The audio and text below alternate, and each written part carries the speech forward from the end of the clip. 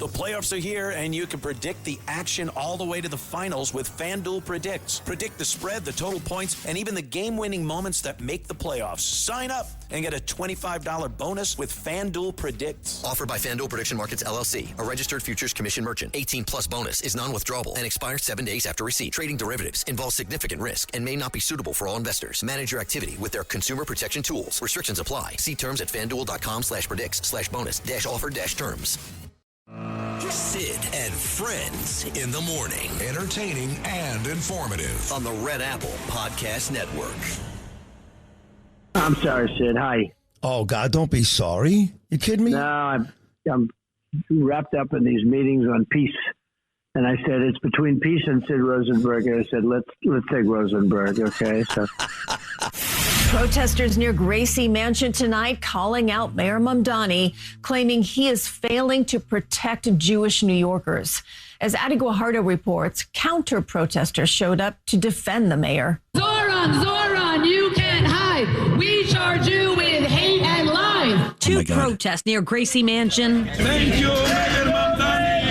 Delivered two opposing messages about New York Mayor Zohran Mamdani and his handling of anti-Semitic crimes on the rise. We say when he stands against Zionism, this is not against Judaism. Our ultimate goal is for Zohran Mamdani to be removed from office. The director of programming and strategy with End Jewish Hatred, a Jewish civil rights movement, accuses the mayor of failing to take a strong stance to protect the Jewish community. You can't pick and choose what you call out. You can't call out swastikas or then not call out a Hezbollah flag being waved and Zionists must fall being chanted. Earlier this year, the Anti-Defamation League sounded the alarm following an annual audit that found in 2025, nearly 6,300 anti-Semitic incidents were reported nationwide.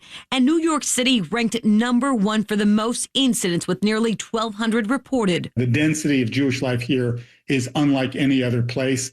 Therefore, the responsibility is even greater to keep us safe here. Rabbi Rick Jacobs, the president of the Union for Reform Judaism, gives the mayor credit for appointing a committed executive director to combat anti-Semitism and for allocating $26 million to the Office of Hate Crime Prevention, which he hopes will help protect Jewish institutions like synagogues and schools. I think he genuinely cares about the safety and well-being of Who was this idiot? communities. But it's important that he also understand that his rhetoric as the mayor of New York City, that is often speaking so harshly about Israel, emboldens people. Can't be both. Can't be both, you dumb reform rabbi. It can't be both. On harming the Jewish community. The mayor's spokesperson confirmed he will not be attending the Israel Day parade this weekend. We called and emailed the mayor's office for an interview or statement, but did not hear back. I'm Adi Guajardo, CBS News, New York. New York State passed legislation requiring buffer zones outside houses of worship. The law allows police to create a 50-foot buffer zone around protests, and violators face a Class B misdemeanor. The state legislation follows a similar buffer zone passed by the city council for houses of worship. It is a source of pride for Park Slope, the food co-op that serves up more than just affordable produce.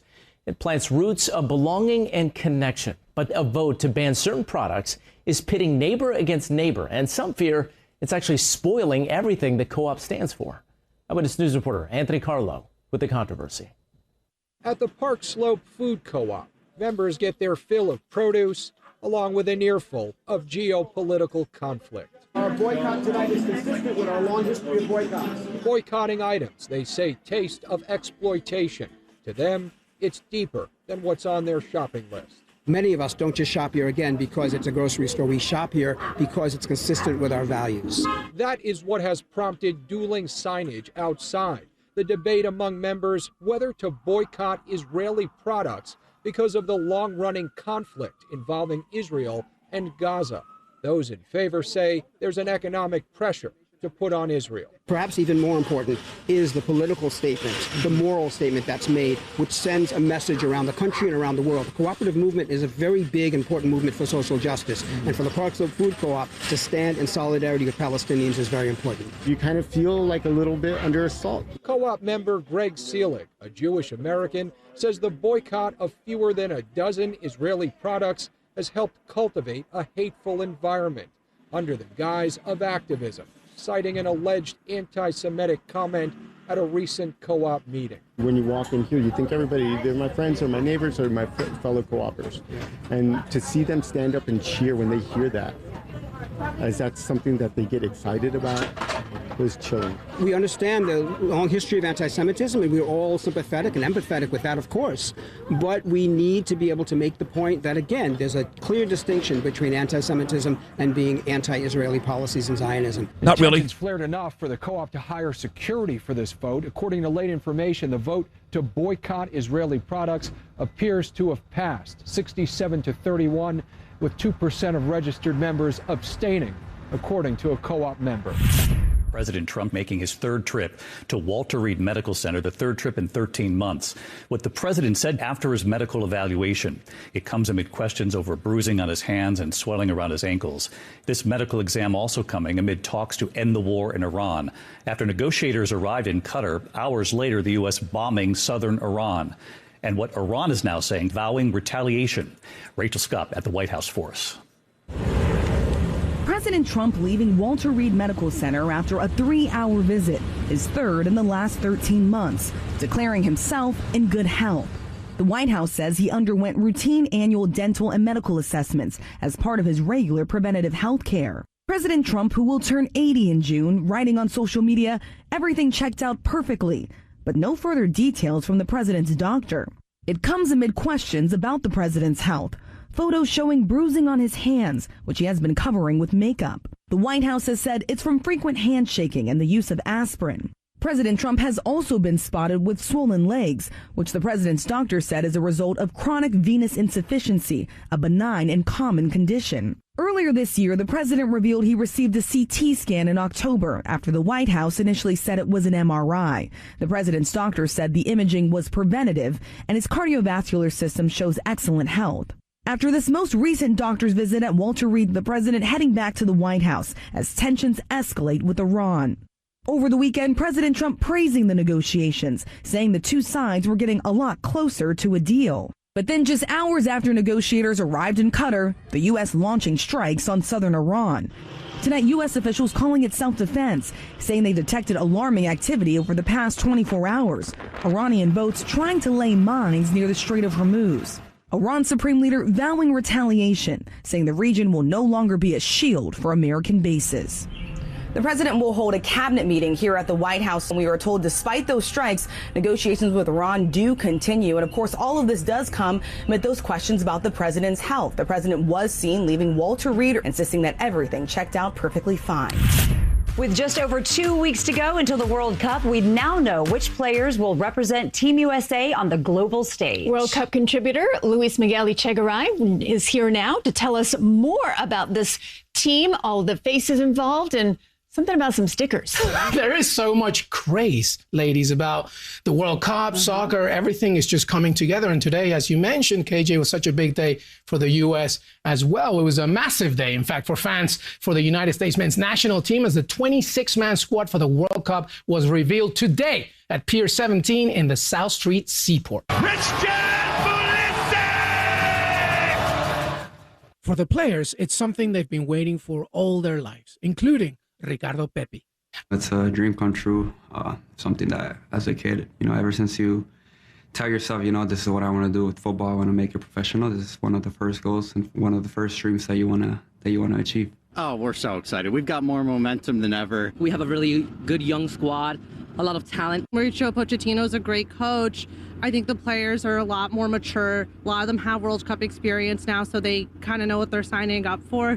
There is definite World Cup experience with this team, from Christian Pulisic to Weston McKennie. These American players are definitely ready to represent the national team on home soil. The question will be, how far can they go? Mm-hmm. And how many times I can listen to you say Ricardo Pepi. Ricardo Pepi.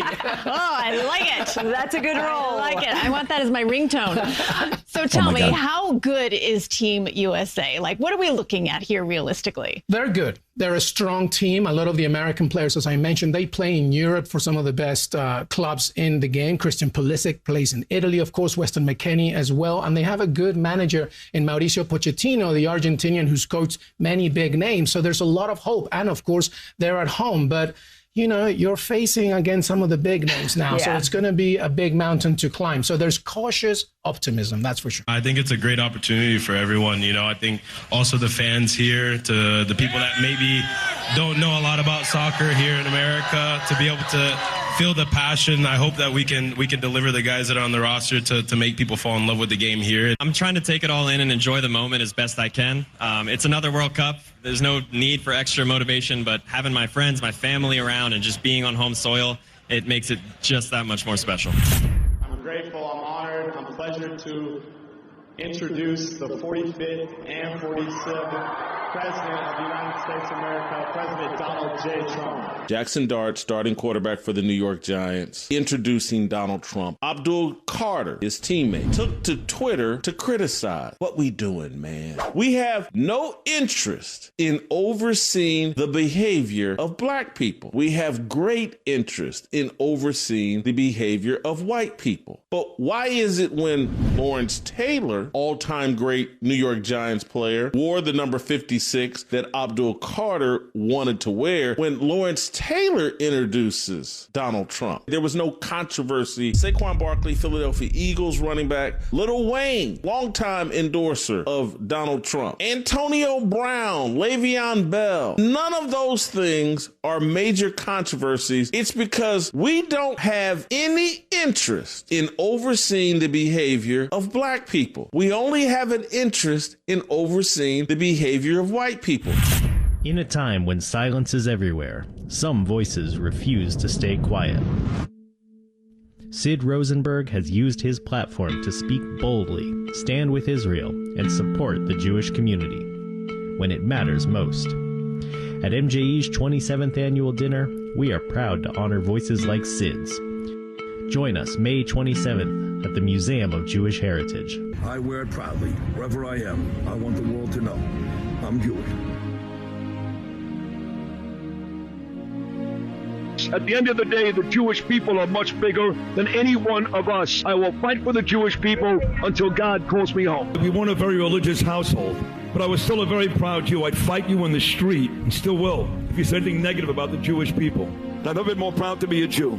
Never. October 7th changed me. I woke up October the 8th, and I cried for about an hour, and I said, from now on, I will be a different Jew than I've been my whole life. I'm not scared of New York City. I'm not scared of France. I'm not scared anymore. I still believe, and I'll tell you why.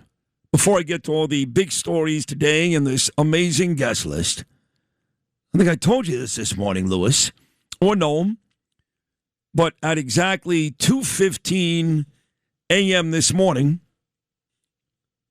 I saw my dad. Now, for folks who may have just listened to the show recently that don't know me or know my history, when I say at 2:15 a.m. this morning, I saw my dad, what you don't understand is, you may not know, is that my dad is dead. My dad will be gone 6 years in July. But at 2:15 this morning, I saw him. And you know, Lou and Noam, I'm always the first to fight back when we talk about ghosts and all those types of interactions. It actually makes me angry, which is not my character. I get angry when I hear people talking about, I saw a ghost, and shut up. No, you didn't. Now, my beautiful wife, Danielle, told me years ago that her poppy, her grandfather, Martin Noodleman, who I only met twice, came to her in a dream, and the dream was so real that she really believed he was there. But I didn't doubt that. Nana's gone too a long time now. You guys know my mother-in-law died at the age of 97. Danielle's parents, her mother, I should say, was killed in a car crash. Danielle was just 8 years old. Her grandparents raised her. So I've known about this dream she had with her poppy for many, many years. But I'm telling you, Lou and Noam, that at 2:15 this morning, I saw him. And you know how many times over the last years I've cried on this show, right? I cry. I'm like the John Boehner of radio. I cry. How many times I've shared on social media as well, and every opportunity how much I miss my father. and how I wish he was here to see all this. And oftentimes people say to me, he sees it all. Oftentimes people say to me, and Lou and Noam, you both lost your dads too. You could appreciate this. Noam more recently. They say to me that he's engineering all this. That this massive success that I'm enjoying, don't listen to the leftist media in New York City, their nonsense. I'm a freaking rock star. I'm the biggest radio star in this city, probably across the country. President Trump points me out, okay? He does. And they say your dad is engineering all this. And I want to believe that. I do, so I tend to believe it. I've gotten to the point, now that I'm 59 years old, that fighting it is more difficult than just accepting it.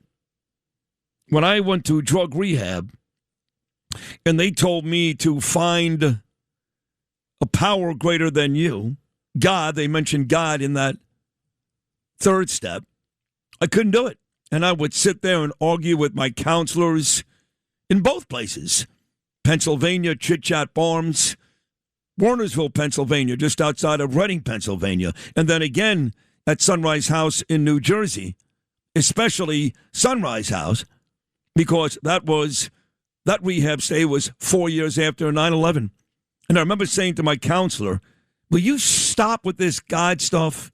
If God was so great and so forgiving, why did 3,000 people die in New York when all they did that day was go to work? Why are young kids being raped and murdered all over the world? And I would fight it, and I would fight it. And then one day I woke up and I said, I surrender. For what? What am I fighting it for? It's so much easier to believe that there is some power out there, whether it's Jesus or Hashem, whatever it is, not Allah, okay? That there's some power out there that is making life easier for you. So I stopped. I stopped fighting all that. And I started to believe that maybe my dad is doing all this. He knew everything, guys. He knew about me being honored tonight. We ended the Open this morning with the MJE honor coming my way tonight. I'm one of 5 people, very recognizable names that are being honored. Emily Austin, you'll hear her on this show many times. James Maslow, don't know him, but he's got 2.5 million followers. Bruce Pearl, the amazing college basketball coach, been on this show many, many times, just left his job at Auburn. And Aaron Molan, young star out of Australia, been on the show a couple of times. 5 of us being honored tonight. My dad knew about it. He knew about it. He knew that I saw President Trump on Friday. He knew everything.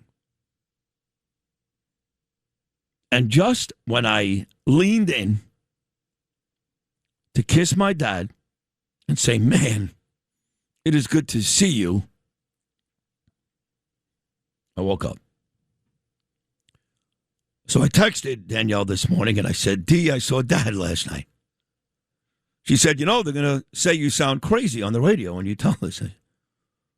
What am I supposed to do? I saw my father. He was there. I'm being honored tonight. I'm being honored on Sunday. I've got a huge speaking position at a very big annual conference for the Jerusalem Post on Monday. A lot of Jew stuff. All you anti-Semites out there, don't get upset, okay? A lot of Jew stuff the next 4 or 5 days. But my dad was so proud of me. So I believe I saw my dad this morning. And it's bittersweet because I miss him. He looked exactly the way he looked at the end of his life. Danielle said to me, was he younger?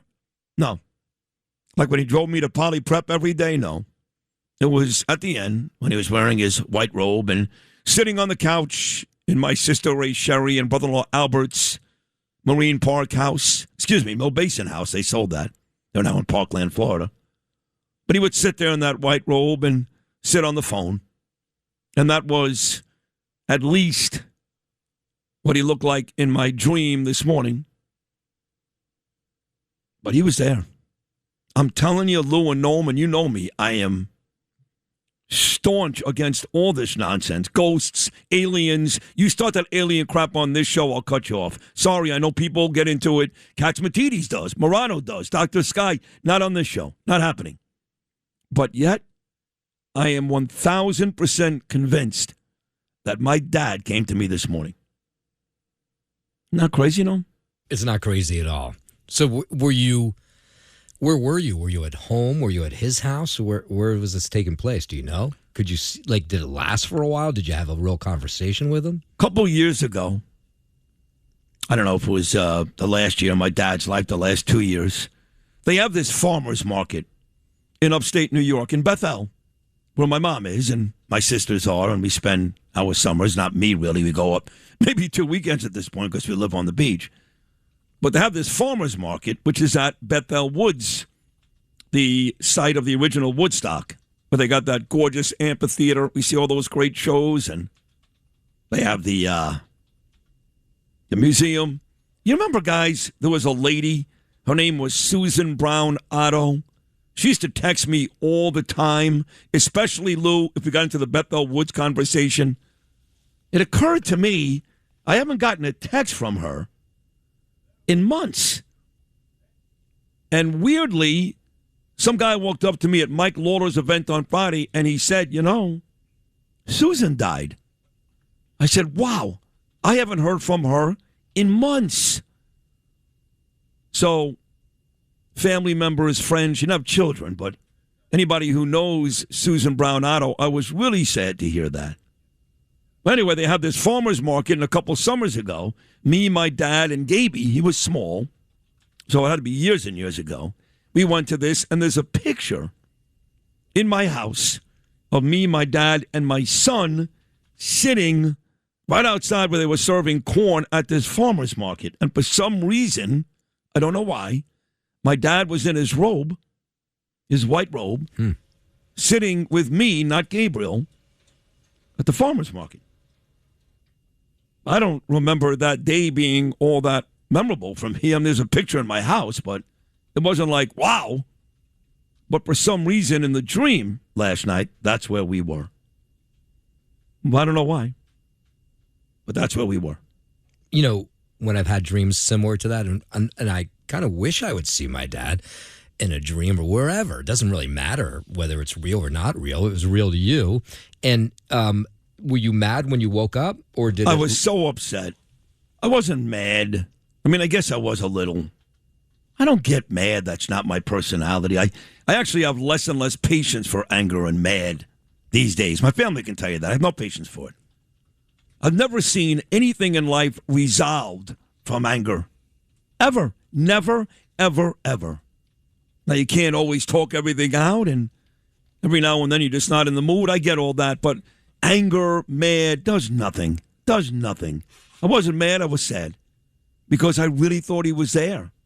And then as soon as I woke up, I came to the realization that he's gone. And that may never happen again. That's what sucks, If he's alive, I can go see him. If I dream about my dad and he's in White Lake, New York, or Aventura, Florida, I go see him.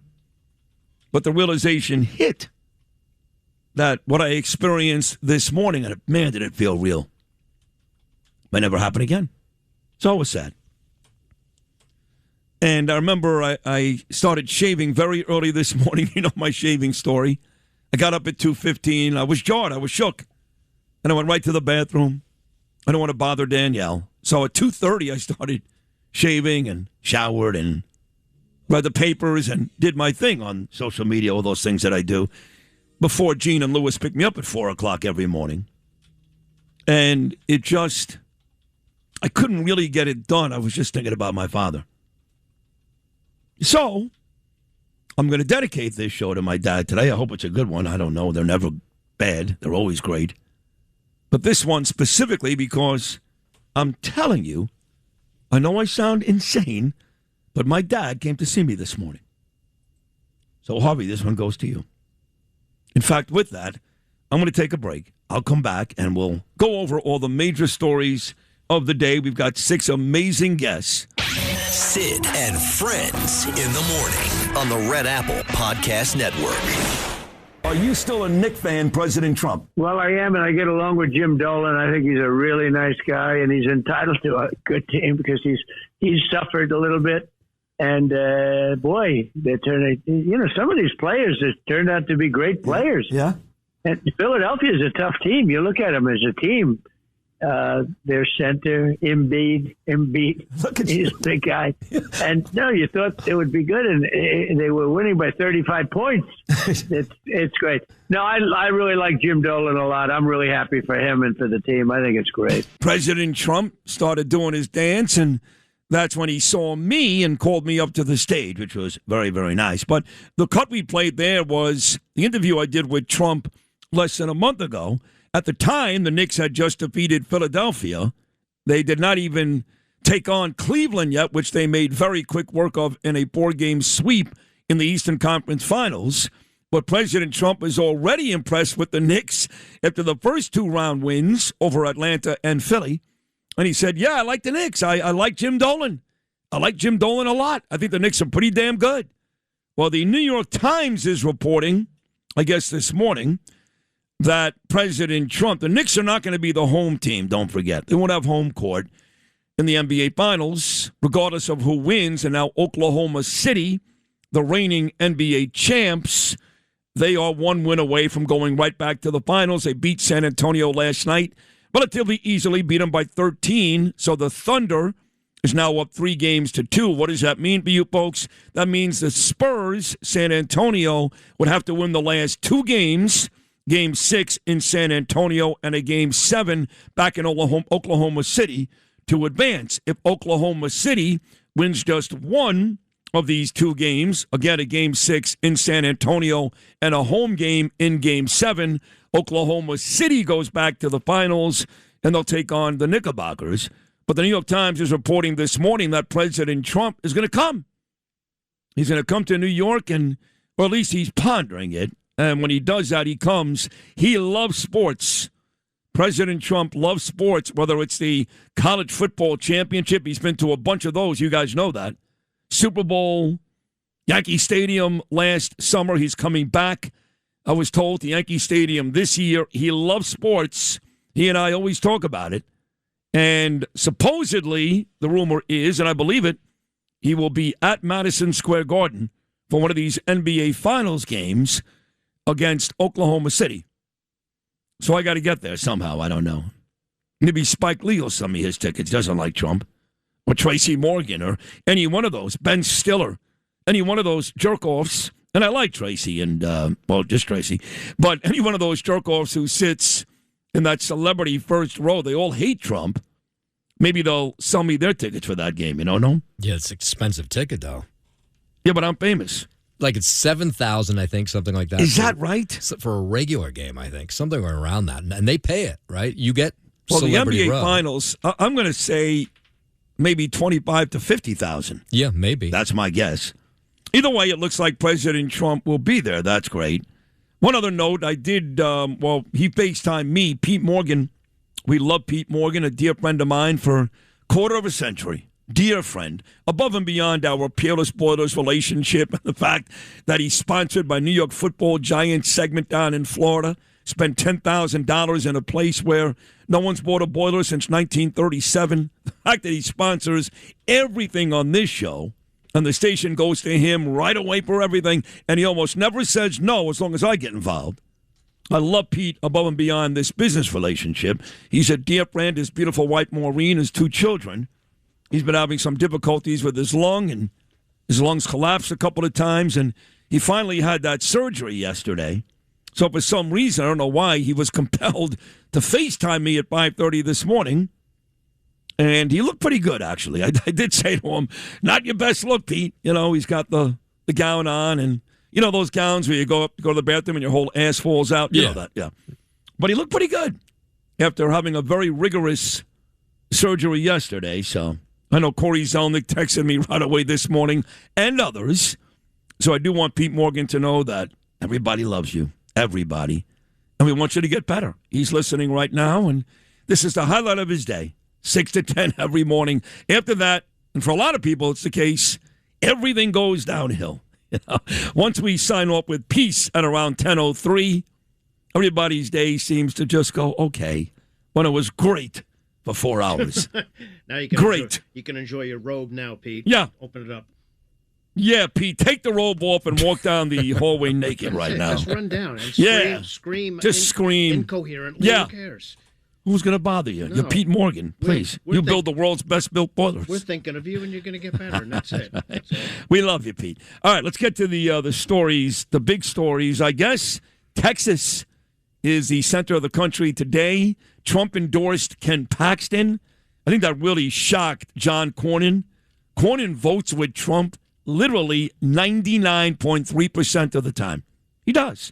And as far as I know, there were never any major issues. Well, he didn't endorse him when he decided to run in 24 initially. Well, what's the issue? So that might be the issue. Maybe, I don't know. So he decided to endorse the man that he called the best attorney general in the country, Ken Paxton.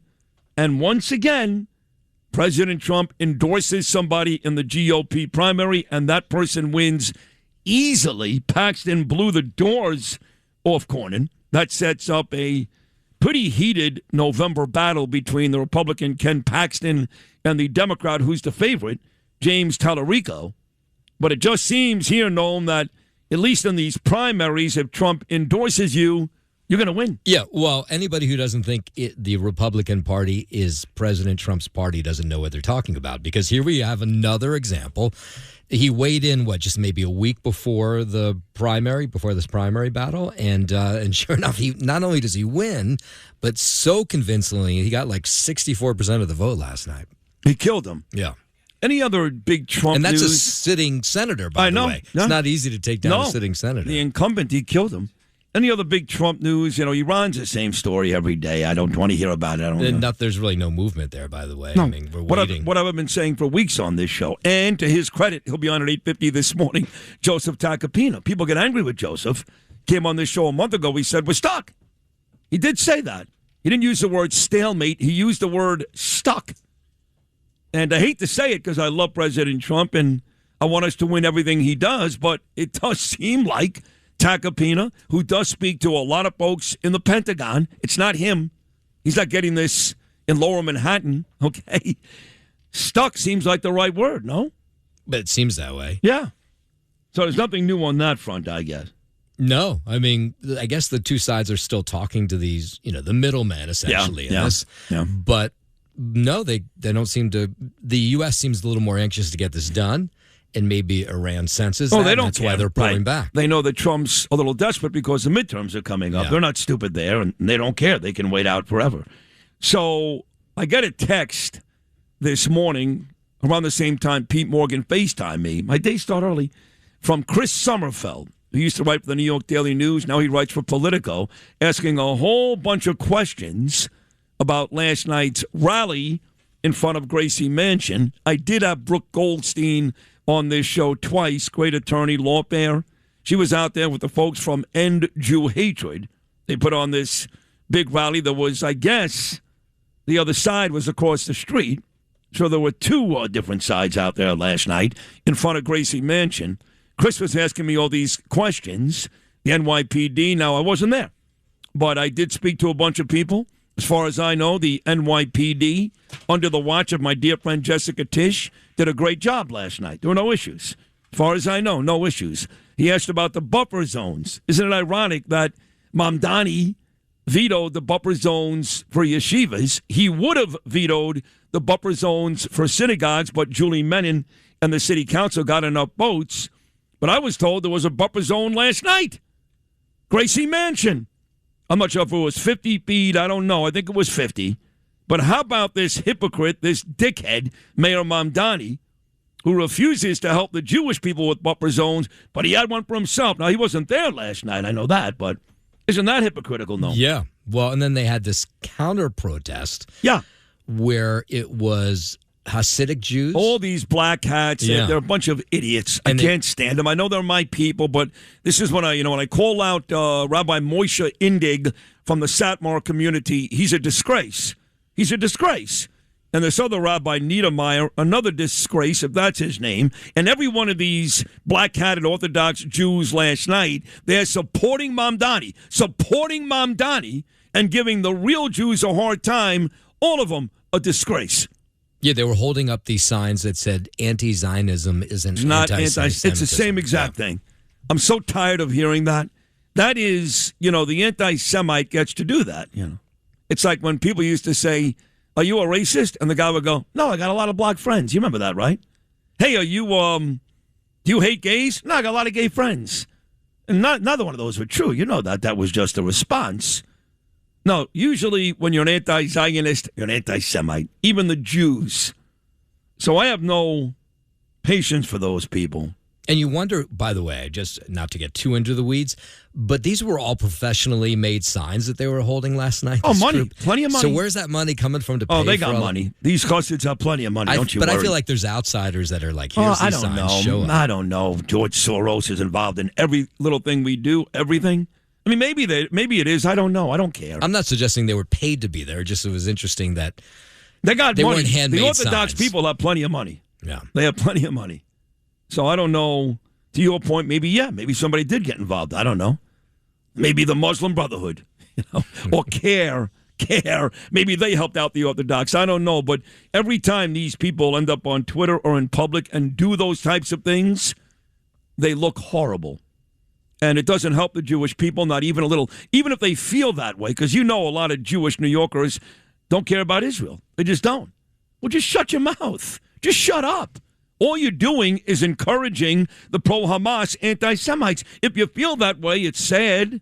You're a moron. But okay, that's how you feel. Just shut up.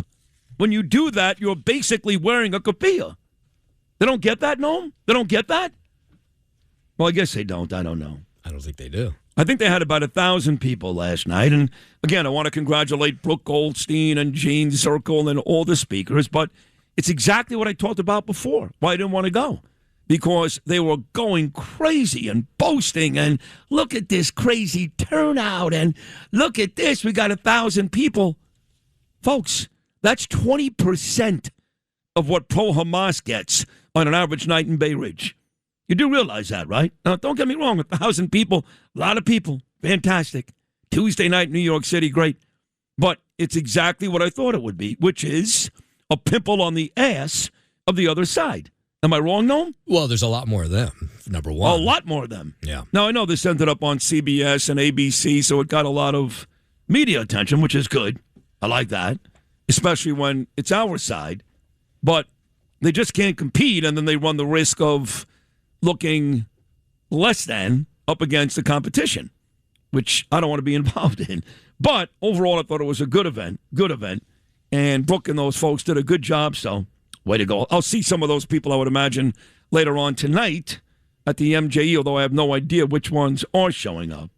What about this Park Slope Food Co-op? This is a big story, Noam. Yeah, so if you're not familiar with the Park Slope Food Co-op, it's been around since like the early 70s. And the way it works is you do sweat equity in the store, and then you get reduced prices on groceries. And they bring in stuff from all over the world. And it's there's, I think, thousands of members of this thing. It's not a small grocery store. Well, you got to join it kind of like you do with BJ's and Sam's Club. Well, except here you have to do work inside the store. Oh, you actually have to work? Yeah, sometimes. You work off the food? Yeah, no, like once a month for a couple hours you have to like stock shelves or something like that. So that saves costs. I'm so sick of seeing this guy. I'm sorry to cut you off, but will somebody please keep Michael Lasher?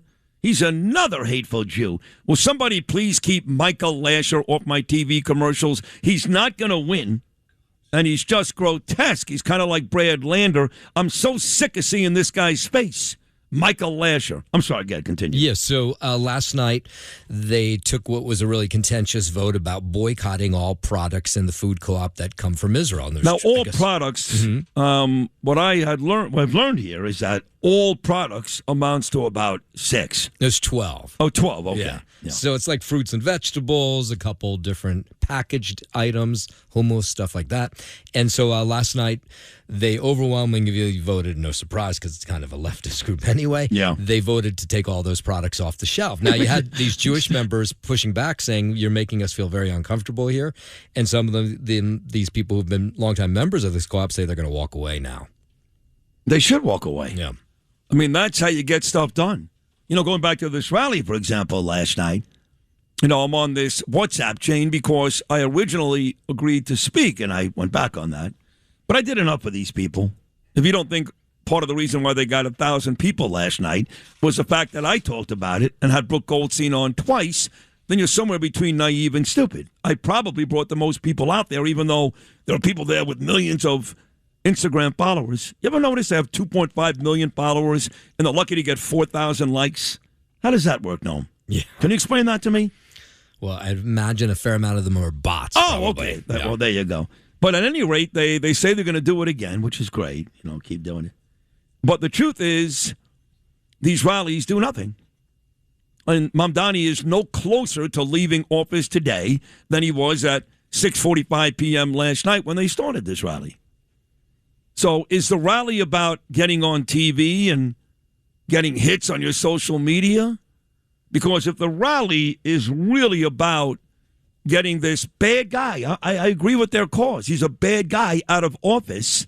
They accomplish nothing. Zero. The only person that can remove this creep from that position is a lady who's a wicked witch and every bit as bad as him. Her name is Kathy Hochul, and she'll never do that, not in a million years. She wouldn't remove Eric Adams when he was involved in more corruption than any mayor in the history of this city before Trump saved his ass. And she ain't going to do anything. So you can stand out there every night and maybe get 3,000, maybe get 4,000. But the truth is, you're not accomplishing anything. And it's the same faces, the same people. You see what I'm saying, Noam? It's the same crew all the time. It's the same crew all the time. And that's part of my frustration. That's why I didn't go last night. Plus the fact my mouth is killing me, which none of you even ask about anymore. It's terrible. Well, I thought that was resolved. It's not resolved. I'm in pain. And I can't eat real food still. Like, I used to get, a couple of days ago, I'd get a bagel and, maybe a scooped out toasted plain bagel with egg whites and something. Now I got to get just scrambled eggs on a plate. Like an old person with no teeth. You can't even chew a bagel? No. Oh, man. Because you have to understand, I've got 2 different incisions where they pull the wisdom teeth. My upper right hand, 4 stitches. My lower left hand, 4 stitches. I've got 8 stitches in my mouth. So I feel it a lot if I start chewing even on a soft bagel. I have to get like a piece of white bread, which is horrible, and peel off the sides. Just eat the middle, which is the worst part of the bread. It is, yeah. So I can't eat. I'm still in pain. I feel the pressure at least all day. It's not fun. But you taking the meds or no? Meds. Each one of these pills that I take, this antibiotic, weighs about 20 pounds. I could do curls with these pills.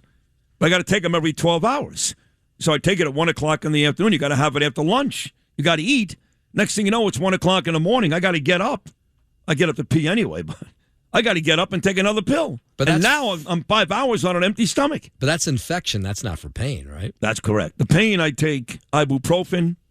I take Tylenol and a little bit of heroin. Yeah, right. None of it's working. None of it works, no. Nonsense.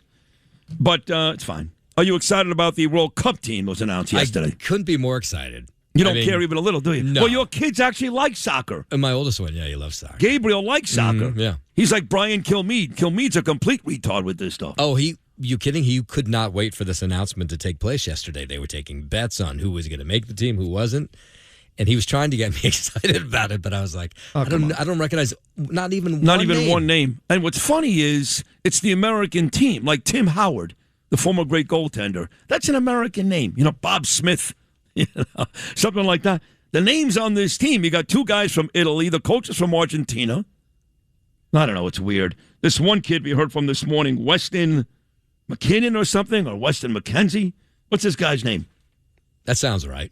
You have no idea, do you? No, I really don't. Weston McKennie, that's his name. So they had the announcement down at the South Street Seaport, Pier 17. It was a big deal. So here he is, one of the stars of the team. His name is Weston McKennie. Lewis, this is cut number 6. And he talked about how excited he was about making the team. I think it's a great opportunity for everyone. I think also the fans here, to the people that maybe don't know a lot about soccer here in America, to be able to feel the passion. I hope that we can deliver the guys that are on the roster to make people fall in love with the game here. Not going to happen. You've been hearing that forever. About soccer, please. About forever. We're trying to get the Americans to. If you don't know about soccer, you could. I've heard that for 25 years. Forever. What is that telling you? We don't like it here. I'm not saying that the World Cup is not going to be a huge event. No, it is. It's exciting. It's exciting, and the bars will be packed. And I'm not saying that people don't get up on Saturday morning to watch Manchester United. They do, but in this country, we just don't care. They tried the MLS stuff. They tried it. David Beckham signed this huge contract out in Los Angeles. Nobody cared. And Lionel Messi, Miami's paying him billions of dollars. I know people in Miami go to the games, but no one cares. Nobody. No one's ever heard of Christian Pulisic outside of Gabe Layden and Brian Kilmeade. That's right. But he spoke yesterday too, Lewis. Cut number 5.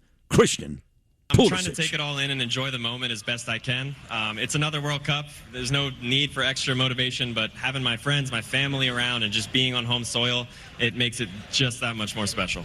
All right, so there you have it. That's pretty much everything for the day. We've got a tremendous guest list about to come your way. We'll talk to the relentless patriot, the brilliant artist Scott Lebedo in the 9 o'clock hour. Our 8 o'clock hour features the great defense attorney, my friend of 48 years, Joseph Tacopina. He missed Friday. He'll be on today. He was in Germany. We'll also have in studio one of our valued, most prized Congress members, the minority whip out of the state of Minnesota, my friend Tom Emmer. 7 o'clock hour, you get Peter King, the amazing former congressman, and Rabbi Mark Wildes. He's the man running this whole big event tonight, MJE, at the Jewish Heritage Center. They're honoring me and 4 others. And we'll start, of course, in just a couple of minutes with our dear friend, the editor of the National Review, and a great weekly guest, Rich Lowry. Sid and Friends in the morning on the Red Apple Podcast Network. Monday is June the 1st, and my Jew duties continue. The Jerusalem Post holds this really, really big conference in New York. They come from all over the world. It's a big deal, very big deal. Happens to be this Monday, June the 1st, and I happen to be speaking, which is a big thing. So a lot going on. Rich Lowry is the editor of the National Review. Dear friend and an amazing weekly guest on the program. He's here early on this Wednesday morning. Richard, good Wednesday. How are you, pal? Good, Sydney. How are you? I'm good. I like what I saw in Texas last night. It is, I know we keep talking about this every week, whether it's Indiana, those 5 legislators, whether it's Cassidy in Louisiana. Last week it was Massey in Kentucky.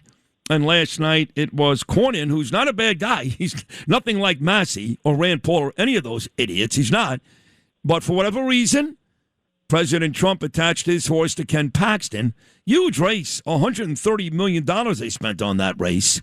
Paxton spending by far the least compared to Tallarico and, of course, Cornyn.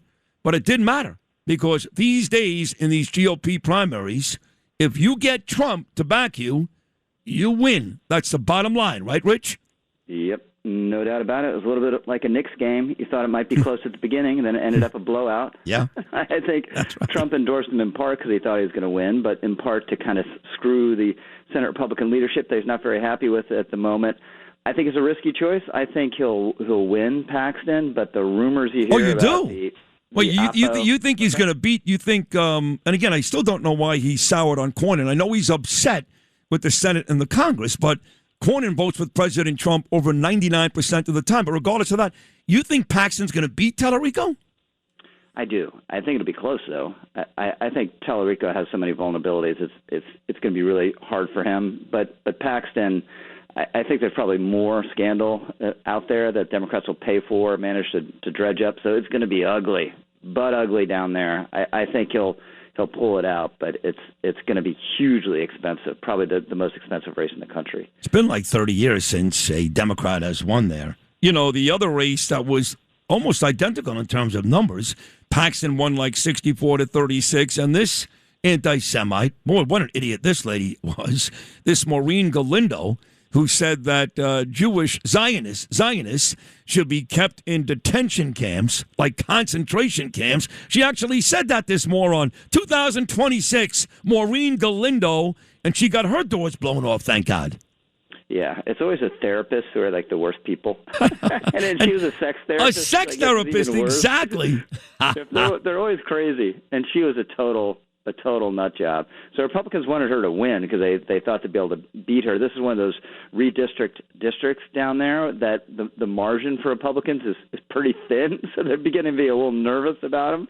So hopefully they'll win that one, the general, anyway. But they didn't get the most idiotic, vulnerable candidate. No, they didn't. You know, I'll be remiss if I didn't mention this. At one point yesterday, and I know why, Joe Beningo was coming on the end of the show yesterday, WFAN legend and my old partner, talk about the Knicks. And Noam Layden has been very public on this show about how much he loves Beningo. He's one of his favorite guests. Mm-hmm. So I said to him yesterday, I said, Beningo's your favorite guest? Is that it? He said, well, I have 3. And no one knew this. Really, Noam, who are your 3 favorite guests on Sid and Friends in the Morning? He mentioned Beningo, WFAN. He mentioned Craig Carton, also WFAN. So clearly he listens to Sports Talk Radio when he leaves this show. And the third guy he mentioned, you. Wow. Yeah. I'm honored to be up there with those WFAN legends. I listen when I'm not listening to you, Sid, on the radio, it's WFAN. Is that true? If I ever cheat on you, it's the Fan. What? You're listening to Boomer? He hates you. Occasionally. You'll be in a commercial break or I want to know what they're talking about, but it's usually you, Sid, in the morning. Okay. Why, now that I've got him on the mic here, Noam, why did you pick Rich Lowry in the top 3? I told you this yesterday. I think, first of all, he's really intelligent, but he also, what I like about him... Take it easy. Don't get nuts. He's not exactly Einstein. Calm down. He's very close to Einstein. And he's sensible. That's what I like about him. He's all those things. Yes, he's very sensible. I agree. I love this guy. He's been on this show for a long time. We've been friends for a long time. I do have a question from a dying patient at a hospital not far away. Pete Morgan, he's not dying, thank God. But he did say, I have one question for Rich Lowry, Mr. Peerless Spoilers. Does Rich Lowry like Caballero at third base, Mr. WFAN listener? Do you like Caballero at third base and Volpe at short, or maybe Rosario versus lefties?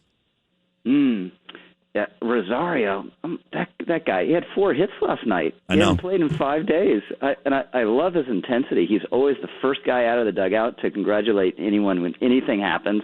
We noticed this about him last year. We didn't even know who he was. He had barely played. What do you mean? He played for the Mets. He played for the Mets for years. He was good. Oh, I didn't realize he was a former Met. Yes. I love that guy. I love Cabby, too, the intensity and the speed he brings. So if Volpe can hold his own, it's a very small sample size, but if he plays the way he has the last 10 days, I think that'd be great. I love McMahon as a guy, and I love the defense. It's just the offense is pretty brutal. It's gone. He can't hit. This is the editor of the National Review, Rich Lowry, who is on this show and does a lot of political podcasts, but in his dreams wants to be hosting the afternoon show with WFAN, sitting right there with Craig Carter. By the way, one thing I hear on when I hear you on the Fan, it's because you're doing the Peerless Boiler read. Yes, they still do those, thanks to Pete Morgan, every Giant game. And I have to tell you, spending like 20 years down in Florida, almost every week I would get a text, oh, my God, you're back at the Fan. I'm like, no, I taped that 25 years ago. But I was on the Fan relatively recently when I made the switch from the Mets to the Yankees on the way to Yankee Stadium. Craig had me on, Craig and Chris Mack. Yes, I was on recently. What was his take on it? Oh, he started many years ago, Craig. He's famous for this. He started the church Met bands that turned to Yankees. So he he did this during the Yankee Philadelphia Philly World Series. To your savior on this. Yeah. I'm still a Yankee guy. I did go to the Met Yankee game. I did spend time in the box with Steve Cohen. He's a lovely guy, the Mets owner. Lovely guy.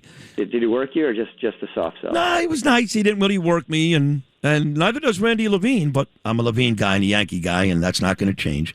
I don't root against the Mets necessarily. I don't have to. They lose every night anyway. I mean, they're a joke. They've lost 5 straight. They kind of creep up towards 500. You get like just 5 games under, then you have a month or two to get to 500, and then you're in the wild card chase, but they're still 10 under. They lost 5 straight. They got swept by the Marlins, and they're in jeopardy of getting swept by Cincinnati later on today as well. So they're still a very bad baseball team.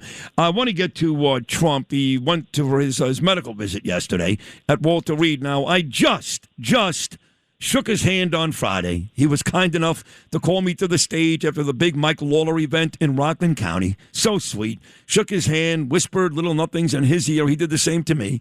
And I've still yet to share what we told each other, but that's fine. But he looked great to me. He looked fine. Yet the media's talking about, I guess, he's got his hands are discolored. He's got swollen legs. I don't know. He says it went great at Walter Reed yesterday. Do you think there should be any concern about this guy's health?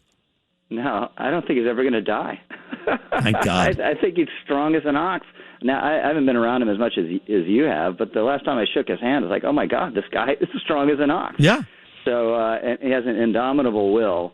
So he's going to live to be 100, truth socialing the whole time. I hope so. God, I hope so. Although, again, almost every day, one of his big supporters comes to me, and they say, Sid, I listen to you every day, and you're right. You've been saying he's stuck in Iran. I mean, what are we doing? The Strait is still not really open, and they're going to have a hard time getting to that enriched uranium unless they put boots on the ground. That'll result in American deaths. Then you get the whole regime thing and who's in charge. And it just seems to me that part of the reason why President Trump seems to be very patient is because we're stuck. Now, I've said that on this show for about a month. Guests have said it. Trump supporters get angry every now and then, but it's looking more and more like I'm right every day, no? Yeah, we actually used that phrase in our editorial on You did? Yesterday at National Review. We're stuck. Yeah. Did you credit me? You son of a Rosenberg bitch. says. Yeah, because, everybody else uses the word stalemate. That word stalemate is everywhere. I was the first to say on this show over a month ago, we're stuck. Yeah, so he clearly doesn't want to bomb them again. One, because the politics aren't great. Right? It wasn't a popular war to begin with. It's not popular now. We're running out of precision munitions, and then you have the Gulf Arab states that are worried we can't protect them. Now, I don't think the Iranians want to get bombed again, so I think that's kind of the predicate for a deal. But I don't know. Every time he says we're real close to one, it doesn't happen. So maybe it will. I think if it does, we'll end up just trading the blockade for the Strait, and then the nuclear thing will be a jump ball still. Right. So I don't think it's a great situation. It's not. It's funny, too, because they still call it a ceasefire, yet we fire at each other all the time. Supposedly we're acting in self-defense. And then you've got the Israeli-Lebanon ceasefire. And Israel yesterday leveled a whole bunch of Hezbollah, which I'm happy to see, in Lebanon. I've never seen ceasefires with this much activity. Have you? No, yeah. It's a highly technical ceasefire. A couple love taps, as Trump says, here or there. So I think the thing that would be transformative is if we could just reopen the Strait. But clearly that's a difficult, protracted operation, risky operation that Trump doesn't want to do either. So, again, we're stuck. We are stuck. How do you feel about the midterms right now? Same. Republicans will lose the House. I think they'll. You're sure hold of that? the Senate. I'm positive of that. You're positive? Oh yeah. You would bet you'd pay the whole bill at Kalari with me? Yeah. Yeah, absolutely. Wow.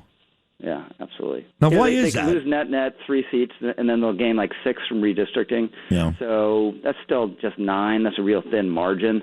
Now, there's not as many seats to play with as there used to be because both sides have gerrymandered so much over the years, but I think they'll definitely lose 9 seats or whatever it is. And then they need to hold the Senate. Losing the Senate would be a total debacle. What's your prediction there? I think they'll hold it.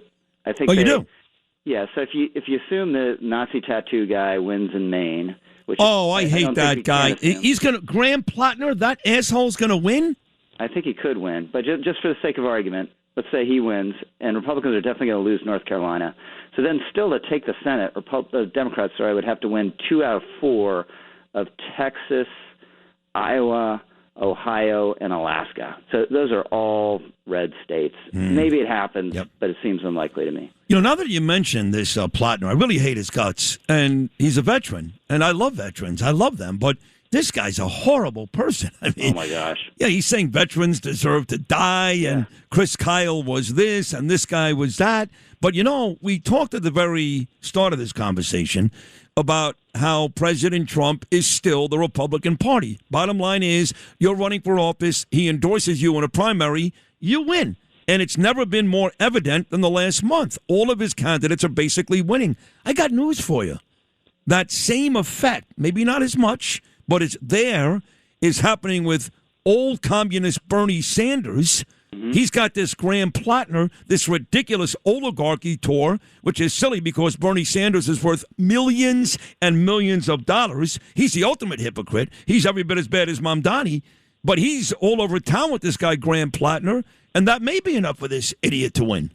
Yeah, Bernie no longer invades against millionaires because he is one. So right. Now it's billionaires who are terrible. Oh, that's what it is. Yeah, so the left, if you're the leftmost candidate in these races, you're sitting pretty. This guy in Michigan who's terrible also, this Saeed, I think his name is, he seems very likely to win the Senate primary up there. Is he another DSA terrorist sympathizer?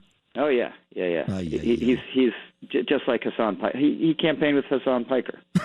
I think he was the first to do it. I shouldn't laugh. it's just unbelievable what's going on in this country, and people are still critical of Trump. I mean, God forbid, something happens to Trump. God forbid Marco Rubio or I guess J.D. Vance doesn't win in 2028. You can flush this country right down the toilet. Flush it. Yeah, well, the other thing Trump has done, he's holding the center of the Republican Party, right? So the anti-Semites, they can't win because Trump's not an anti-Semite in the Republican Party, but they're sweeping in the Democratic Party. Yeah. And if Trump goes away, does that center still hold in the Republican Party? I think it probably does, but I wouldn't be as certain of it. Well, I am certain if it's Marco Rubio. I'm much more certain with Marco than J.D. J.D., don't forget, most recently employed Tucker Carlson's kid. He hangs out at the Erica Kirk thing. There's a couple of Jew haters there. I'm not saying J.D. Vance is, but there's no question in my mind that Marco Rubio feels more about the Jews than J.D. Vance does. No question. Yeah, J.D., some of those people like Tucker, he considers within his coalition, where Marco that's not the case. No. He wouldn't be seen dead with those people. So that's where J.D. for me falls short. And that's why I'd love to see Marco as a candidate. But it looks like Marco is resigned to J.D. being the guy. Maybe he'll be on the ticket. Maybe he won't. Maybe it's some math. We go Trump, then J.D., then Marco. Maybe we got 16 years of Republican presidents. I don't know. But Marco is saying all the right things for J.D. Vance. So you're going to see. How about the Knicks? You excited?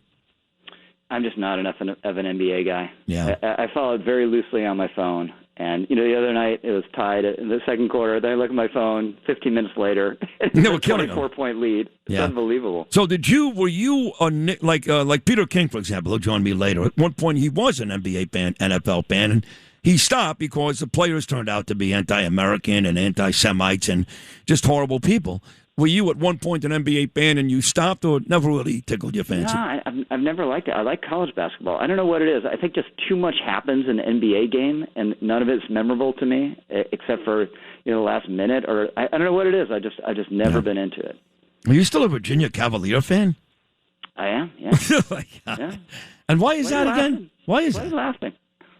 I don't know. It's just the football team was pretty good last year, and the basketball team is revived. Yeah. And the baseball team is great, lacrosse and all that. You went there, right?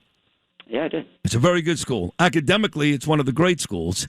Sports-wise, they're just okay. They're not anything special. It's a gorgeous place. It is gorgeous. That I agree with. And you're gorgeous too, Rich Lowry. And thank you for hopping on this morning. I always love having you on. This morning. We'll see you, Rich. Great job as always. Talk soon. There he is, the editor of the National Review and one of Noam Layden's 3 favorite guests and one of mine as well. He's really great. Our good friend, Rich Lowry, breaking down a lot of important stuff. Sid and Friends in the morning on the Red Apple Podcast Network. In a time when silence is everywhere, some voices refuse to stay quiet. Sid Rosenberg has used his platform to speak boldly, stand with Israel, and support the Jewish community when it matters most. At MJE's 27th annual dinner, we are proud to honor voices like Sid's. Join us May 27th at the Museum of Jewish Heritage. I wear it proudly, wherever I am. I want the world to know I'm Jewish. At the end of the day, the Jewish people are much bigger than any one of us. I will fight for the Jewish people until God calls me home. We weren't a very religious household, but I was still a very proud Jew. I'd fight you in the street, and still will, you said anything negative about the Jewish people. I've never been more proud to be a Jew. Never. October 7th changed me. I woke up October the 8th, and I cried for about an hour, and I said, from now on, I will be a different Jew than I've been my whole life. I'm not scared of New York City. I'm not scared of France. I'm not scared of anyone. You guys remember, I would purposely wear my Israel shirts. New York stands with Israel, and all my Jewish shirts, F Hamas. That came later, obviously, but I would purposely wear those, and it drew the ire, of course, of my wife and my children. Even you guys are like, are you nuts? I took the subway. I didn't care. I welcomed it. It never happened. I actually did save one guy. You remember that, gentleman, on his way to Brooklyn on a Friday on Shabbat from some out-of-control strap hanger. Did save him. But otherwise, they've never messed with me because they're cowards. They wouldn't do that because I'm a pretty big guy, and I look like I can kill you. I probably can't, but I look like I can. So they pick on little kids who wear yarmulkes and tzitzis and, you know, the guys that look like they can't defend themselves. And the truth is they can't. Because Jewish people in this country, to Dov Hikien's point and mine and Michael Rappaport, they're not trained like the Israelis are. Israelis, 8 years old, they got a gun already, okay? You try to mess with a 13-year-old kid in Israel, he'll kick your ass. Here, they take off the yarmulke. They hide their Morgan Davids. I can't stand that. So tonight, I'm being honored with a bunch of really cool people. Aaron Molan, big star in Australia. Bruce Pearl, one of the greatest college basketball coaches ever, most recently Auburn. Who else is tonight? Oh, Emily Austin, our dear friend Emily. And some guy I don't know, but he's got a lot of followers, James Maslow, over 2 million followers. At any rate, the Manhattan Jewish Experience will host its 27th annual dinner at the Museum of Jewish Heritage tonight. And Mark Wildes is the rabbi that founded the place, going on 30 years, 1998. And he's kind enough to join me on this big morning. Rabbi Wildes, how are you, pal? Nice to have you. I'm great. Thank you so much for having me. What an honor. The honor is mine. I love the fact that you're working with 20 and 30-year-olds. I see a lot of old Jewish people, obviously, but, you know, with everything else in life, even with Trump, I get excited when I talk to a 19-year-old Trump supporter. The same thing with our people, to see these kids or kids in their 20s and 30s so enthusiastic about our religion and our future. That's a testament to the work you're doing at MJE. And one of the reasons why, to be honest, Rabbi, I'm very excited about tonight. I really appreciate that. I've been operating with this population for almost 30 years, as you said, and it's imperative right now we get to young people because young people, unfortunately, are being brainwashed and are getting sucked into a very false narrative about Israel, about Jews. And we really have to get to a lot of the young people who are, unfortunately, getting their history from TikTok and not really learning the facts and what's happening, what's happened in Israel, what happened on October 7th. So much falsity and just lies and slander out there. So thank God, we've got, hundreds of young people coming tonight, and all year round, we've got probably 25,000 attendees at programs each year at MGE, and it's just been great. People are really proud to be Jewish, and I've always said this, that if you don't understand something, you can't be proud of it. You can't ask someone, a young person, to be proud of who they are as a Jew or of the state of Israel if they've never been there, if they've never visited, if they have no history, if they have no understanding of it. They're going to have a very kind of use the Jewish word, schleppy, kind of perspective on things 100%. If they're not knowledgeable. No, listen, I've made that argument. I'd be so angry. I have friends here. They'd be commenting about the Palestinians from Staten Island. Never been to Israel. They'd be commenting about the Palestinians from Brooklyn. Well, the war started in 2023. Now, to be honest, for 56 years, I'd never gone to Israel. Always wanted to, never went. Well, I'm going back again on June 18th. I've been bestowed the honor for the second straight year of speaking at the JNS.org International Policy Summit. Just so you know, the speakers that speak there include Bibi Netanyahu, Mark Levin, Mike Huckabee, Ron Dermer. I think you'd agree, a pretty big list. And I speak with those guys now every year. It'll be my 5th trip to Israel since the war started in 2023. And unless you actually see the dynamic between the Israelis and the Arabs, this lie about how we're killing innocent Palestinians and the genocide, They're so stupid and so misinformed. You have to go to Israel to see it to really know the dynamic. How about that? Yeah, I mean, first of all, I'm so happy you're going to be there because I'll see you there. Oh, great! I'm actually one of the speakers at JNS. Also, they're an amazing organization, and kudos to you. Kol hakavod or Mayamak is off, whatever language you want to use. Anyone who goes to Israel now, I mean, it's so important to go, and that's the common denominator of all the people that we're honoring at the dinner tonight. These are all people who have stood up for Israel, Jew and non-Jew alike. These are individuals that. You mentioned before James Maslow is a performer. He's a musician from Nashville, Tennessee. He lost over 1 million followers on his Instagram because he went to Israel after October 7th to show his support for the Jewish state. And that's someone I wanted to honor at the dinner because he took a bit of a hit, and we should be there to support him. And he's getting other great followers now. And he, as he said in one of his videos, in one of his music videos, that now he can tell people who exactly he is. And I think it's important for everyone to know where people stand on this issue today. And if you go to Israel and you support Israel and that's a simple and easy way of knowing what side you're on here. No, I remember I was there literally 3 months after the war started, January 2024. I was talking to Rosanna Scotto, from Channel 5 and others, and they said, "What are you, nuts? They're still killing people there." I said, "Exactly." And I remember walking the streets with my wife, Danielle, beautiful wife, in Jerusalem. Far from home, Rabbi, 7,000 miles. And somebody stopped me and said, "Thanks for coming." I said, "You know who I am?" "Of course I do. I listen every day." "No, you don't." Wow. "Sid, I listen every day." And now that trip, my first trip, and again, I'm going back again in 2.5 weeks, that was one of many that stopped me in the streets of Jerusalem, Tel Aviv, and said thank you. So they are aware over there of the Americans who come over to support them. See, my big issue is I'm less concerned about the bad guys and more concerned about our own people. For example, when I see this mayor, who he's a flat-out anti-Semite, I don't care how much he smiles, what he says about protecting every New Yorker, including the Jews. He shows his true colors. He's not coming Sunday to the Israeli Day Parade. I don't want him. And it's not because he just doesn't like Zionists and Israel. He doesn't like us. Great, I don't like him. I hate him, okay?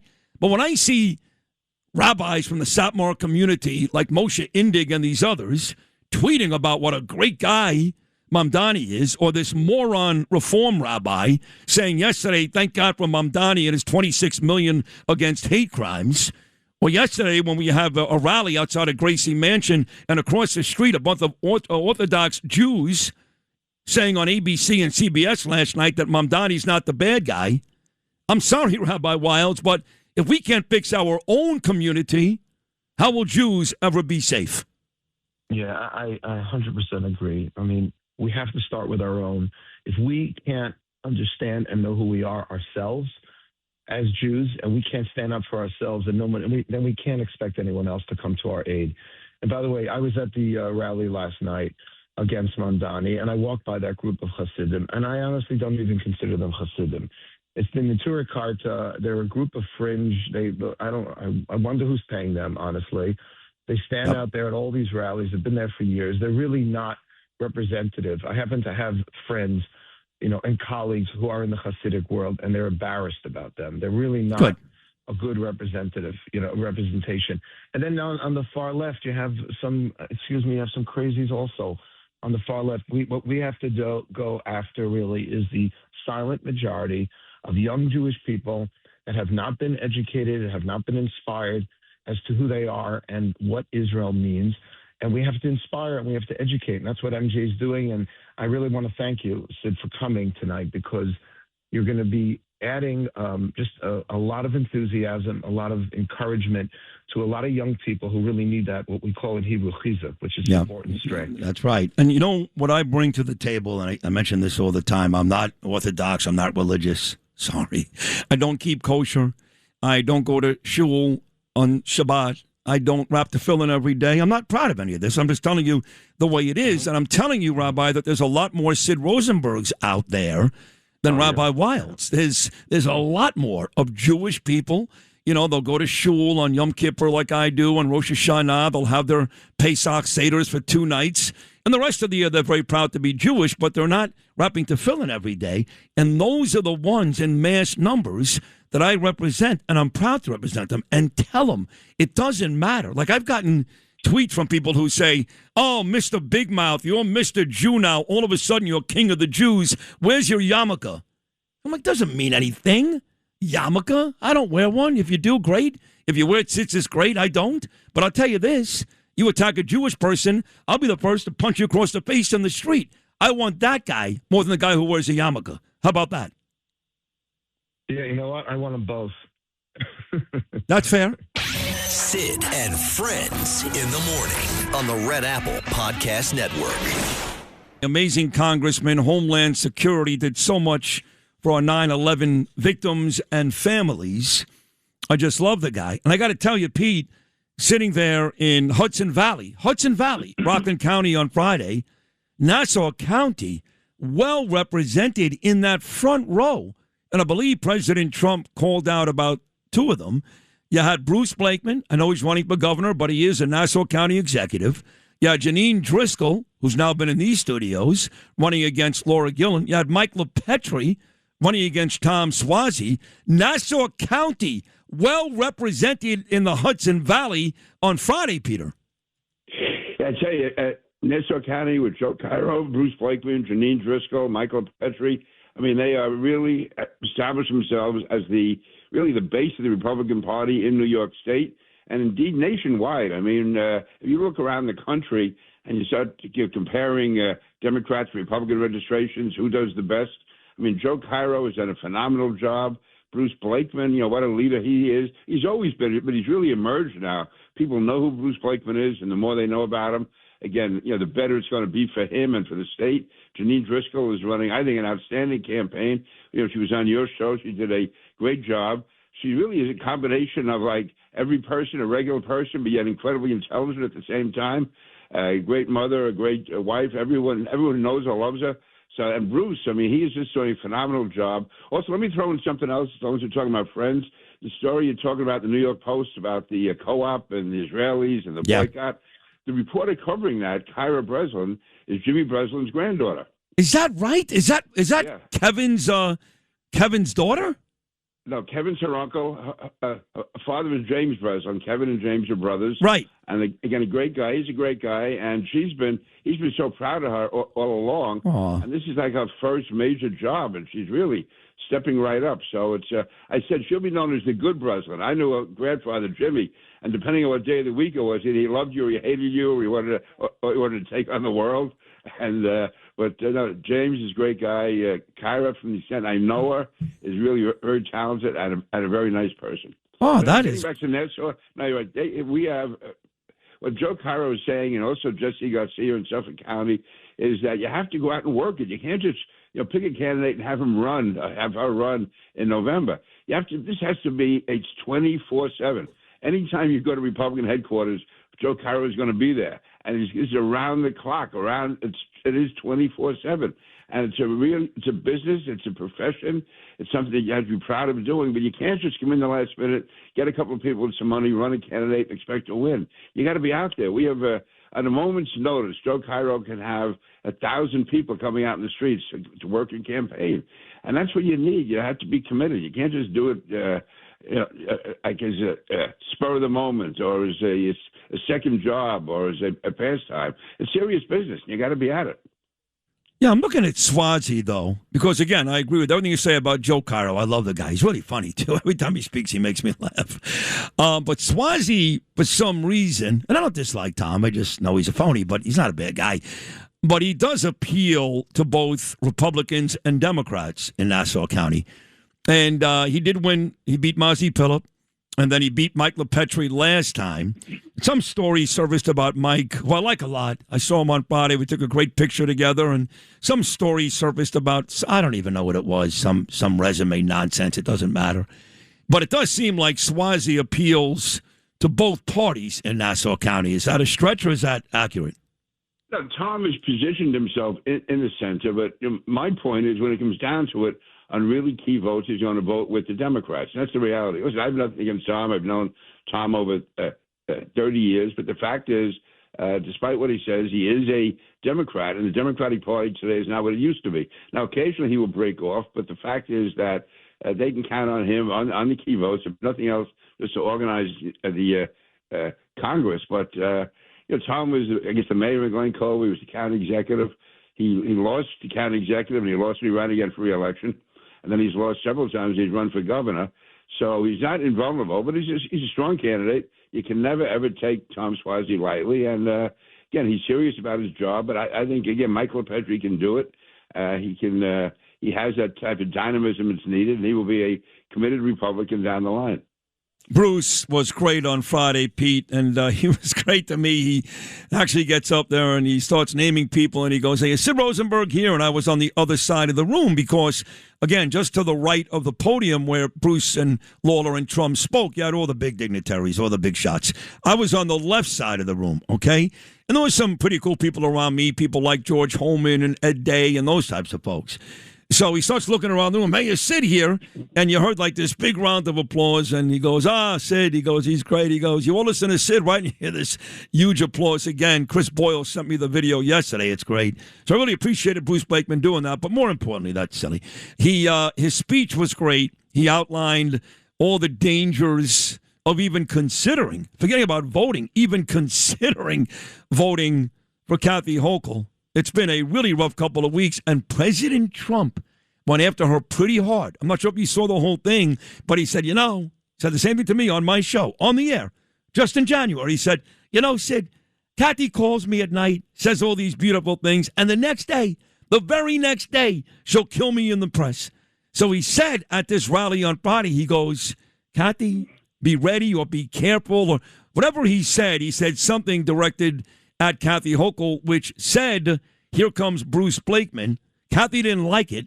So the next morning, Kathy went on Twitter, and she said, screw Trump, and if you think I'm going to be intimidated by this MAGA Trump guy, Bruce Blakeman, you're crazy. But clearly, if you're tweeting about it the next morning, you are intimidated. Right, Pete King? Absolutely. Listen, I've been in some tough races, but unless it really, really got close, I never even mentioned my opponent's name. Not out of any macho. Well, why give your opponent, if you think you're winning, why give your opponent any coverage at all? So the fact, this is the second or third time that she's come back after Bruce, and to me, that's just a gift to Bruce. Every time she does that, she shows what a serious candidate Bruce is. And people, first of all, I get really annoyed when people look at the polls and, Kathy Hochul's ahead of Bruce. Of course she is. She's the incumbent. She's been there 5 years. But Bruce, the inroads he's making, listen, when he ran against Laura Curran, who, by the way, was a much better county executive than Kathy Hochul as a governor, she was very popular. And Bruce was way behind at this time, but he ended up winning because he stayed in it. He keeps going and going. He does not stop. And that's what's going to happen with governor. And unlike Laura Curran, who was popular, Kathy Hochul is not popular. Listen, I knew Kathy Hochul in Congress. She was on my committee. She was at that time a right of center Democrat. She wouldn't give driver's licenses to illegal immigrants when she was the county clerk up in Erie County.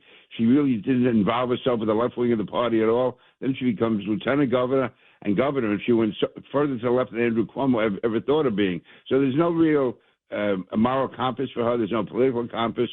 And Bruce is taking advantage of that. He's going to show that she basically, I don't think anyone is going to wake up on election day and say, I got to go out and vote for Kathy Hochul.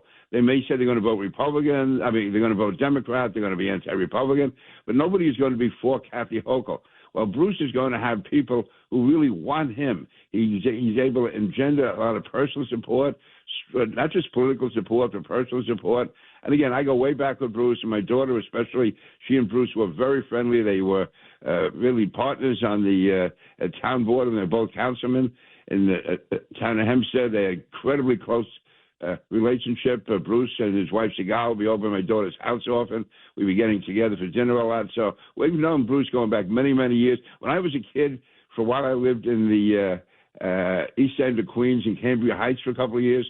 Bruce's father was the assemblyman. He overlapped between Nassau County and Queens. Great guy, great family, great guy. So anyway, I've gone on long enough about Bruce, but no, seriously, he's a great guy. He is. He's going to be our next governor. No, he is. And his brother is great. President Trump loves his brother, too. In fact, absolutely. Yeah, the night that you and I were together, and it was a wonderful night at the Aviation Museum, the night that Bruce Blakeman was sworn in for the second consecutive time as a Nassau County executive, his brother was sitting with President Trump in the White House, and they called Trump together to congratulate him. You remember that? Right. That was I great. do. And Brad is a great guy. Brad Blakeman is a great guy. Bruce's father was a great guy. His wife, Segal, is a wonderful person. His son, Arlen, is terrific. You know, this is the kind of guy you want in there.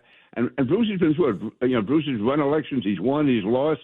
And he never stays down. He always gets up, and he wins the races that nobody thinks he can win. I think county executive is the main example of that. Now, when he got reelected last year, people took it for granted. But the fact is, there's almost 100,000 more Democrats in Nassau County than Republicans. And yet Bruce won big, and it was not a Republican year. I mean, we saw what happened in Jersey. I really thought that was going to be a close race. And it wasn't. Virginia wasn't a close race. Around the country, Democrats did well. If there was any wave, it was a Democratic wave. And with all of that, Bruce won. So he's going to win again this November. I hope so for New York. And because the state, listen, I'm a proud New Yorker. I always said born in Manhattan, raised in Queens, went to high school and college in Brooklyn. My father was NYPD for over 30 years. So I am an entrenched New Yorker. But this is a different New York than you and I knew. I mean, it really is. I was with some friends of mine down at Farrell's Bar last week. We went there. There's a documentary they're filming. And some friends of mine go back a couple of times each year. It was like a different place in the world. Sitting there with guys who are normal, who are regular, who are pro-American, pro-cop. Yep. And then you go just a few blocks away and you're surrounded by a bunch of progressives and left-wingers, Van Damme types. It's really a struggle for survival. It really is. No, we need Bruce Blakeman to win. You know, I joke around about the mayor's race and other things in this city, but the truth is, if we're going to salvage our state, and I say salvage because the truth is, I know the Knicks are exciting and the weather is getting nice and people don't care. They go to the Hamptons or Jersey Shore. They're living great. But the truth is, we're in big trouble. The city's in big trouble. The state's in big trouble. If we're going to salvage it, Bruce has to win. If not, like I said earlier, the state goes right down the toilet, and the city, too. Bruce Blakeman has to win. And with friends like you, Peter King, he's got a shot. Another amazing experience this morning, Pete King. As always, thank you so much. We'll do it again soon, buddy. Thank you so much. Okay, and even with friends like you, we're still going to win. I'm going to make sure he's going to win. I love you, pal. Thank you so much. Pete's funny. Always has a good line or two. Every time he comes on, he's funny. I love Peter King. Great job there, Pete. We're going to take a break. Sid and Friends in the morning on the Red Apple Podcast Network. Look who's sitting here, by the way. I love this guy from used to be the great state of Minnesota. Now it's a terrible place. And I tell my first cousin Norm Coleman that, too. He never argues. The amazing Congressman Tom Emmer, the majority whip. I called the minority whip, probably, of course, the majority whip, because we own the Congress. But hopefully I'm not looking too far ahead, and the news is not bad. Tom Emmer looking as good as ever. How are you, pal? I'm doing great. Good to see you, Sid. You too. It's always great to see you. Why are you in New York today? What's going on? Just doing what we're always doing. We're working for the team. We're here supporting our New Yorkers. We're here supporting the Republican majority in the U.S. House of Representatives, which will remain a majority after next November. Well, I hope so. I was just in Rockland County on Friday with your friend Mike Lawler, your friend and mine. Little energy. Mr. Salt. And President Trump showed up, 6,000 large at the community college up there in Rockland County Community College. It was an amazing event. Trump spoke. Bruce Blakeman spoke. He's running for governor. Mike Lawler spoke. Howard Lutnick spoke. Jackson Dart, the starting quarterback of my football Giants, introduced the president. He's been getting killed since. But nevertheless, it was a big day with the president, like you're doing, Tom, out there endorsing one of our great Republicans. Yeah, I'm not a Giants fan, but I am now a Jackson Dart fan. Yeah. I mean, look, you should be able to express yourself regardless of what your views are. We always put up with the other side's views, Sid. Right. At this point, the idea that you're not allowed to express yourself is an un-American approach. Please. And have your disagreements. Right. But remember, we live in the greatest country on the face of the planet. I'm sure that Jackson Dart didn't walk up to Abdul Carter, his teammate who had the big mouth about all this, and say, hey, you voted for Kamala Harris. What kind of moron are you? Which I'm sure he did. He should do that. He He really should do that. You're not a Giant fan, but yet one of your favorite players ever played for the Vikings, your Vikings and my Giants. Yeah, my neighbor. He's your neighbor, Frank? He was. He lived across the street. No, really? Oh, yeah. I was running for a different office back in 2010, and Francis, who I'm supposed to be talking to him when I get back, by the way, but Francis told me, little Tommy Emmer, how your mama and daddy? He said, that house, I bought it in 1960 for $15,000. Wow. You call him Francis? Yeah, I call him Francis. Do all of his close friends call him Francis? I don't think so. I call him Francis or Mr. Tarkenton. I love that. Mama called me Cassius, and you call me Muhammad. Loved him. He was traded to the Giants in exchange for quarterback Norm Snead. You remember him? I do. You do? Oh, yeah, absolutely I do. Norm Snead, he ended up playing for, what was it, the Eagles? I think he did, yes. Yeah, so are you still a big Eagles. Vikings fan? Of course. This is going to be our year. No, it's never your J.J. year. McCarthy's going to come out of his shell and is going to take us to the promised land. He's not even the starter, I don't think. Oh, he will be. He will be? Yeah, well, the other kid's a gamer. He'll just be up at night playing Call of Duty. The Minnesota Vikings have won how many Super Bowls? Well, we've competed very well. Yeah. How many Super Bowls? We've competed very well. Are you 0-4 or 0-5? Well, I think we're tied with Buffalo for 0-4. 4, because Cap lost once, Joe Cap. Yep. And Tarkenton lost the other 3. Well, you couldn't score. I mean, you had a great offense. You had Chuck Foreman, Ahmad Rashad, Sammy White. Remember, there was that game in 1975 in the NFC Championship at the old Met Stadium against the crooked Dallas Cowboys, the Arlington Cowboys, where Drew Pearson pushed Nate Wright to the ground. It's true. Caught a Hail Mary pass that he never should have had. True. And there was no interference penalty called. It was. Greatest Vikings team ever. But you know what? That's the way it works, right? That's the way it works. It's still a great city. I don't know. Your governor said something really stupid again a couple of days ago. He's a moron. Has he said anything smart? I mean, there was a time. I'll tell you the 1 second I liked Tim Walz. 1 second. I want to hear this. Yes. It was during the wretched DNC, which was horrible, every second of it, except for this. When I saw his son's reaction to his father on stage, and that kid was crying, "That's my dad, that's my dad." I was actually mad at Republicans that day because they were calling him all kinds of names. That was the only time I kind of liked Walz, the fact that his kid loves him that much. And actually, he was kind of human. Let's be clear. You really appreciated his son. You did not appreciate Tim Walz. Very good point, yes. I mean, he's not your dad, and he's No. not my dad, thank goodness. That guy can't run a one-car parade. He is an absolute moron. He thinks, in fact, moron is 2 words. You're right. I hate him again.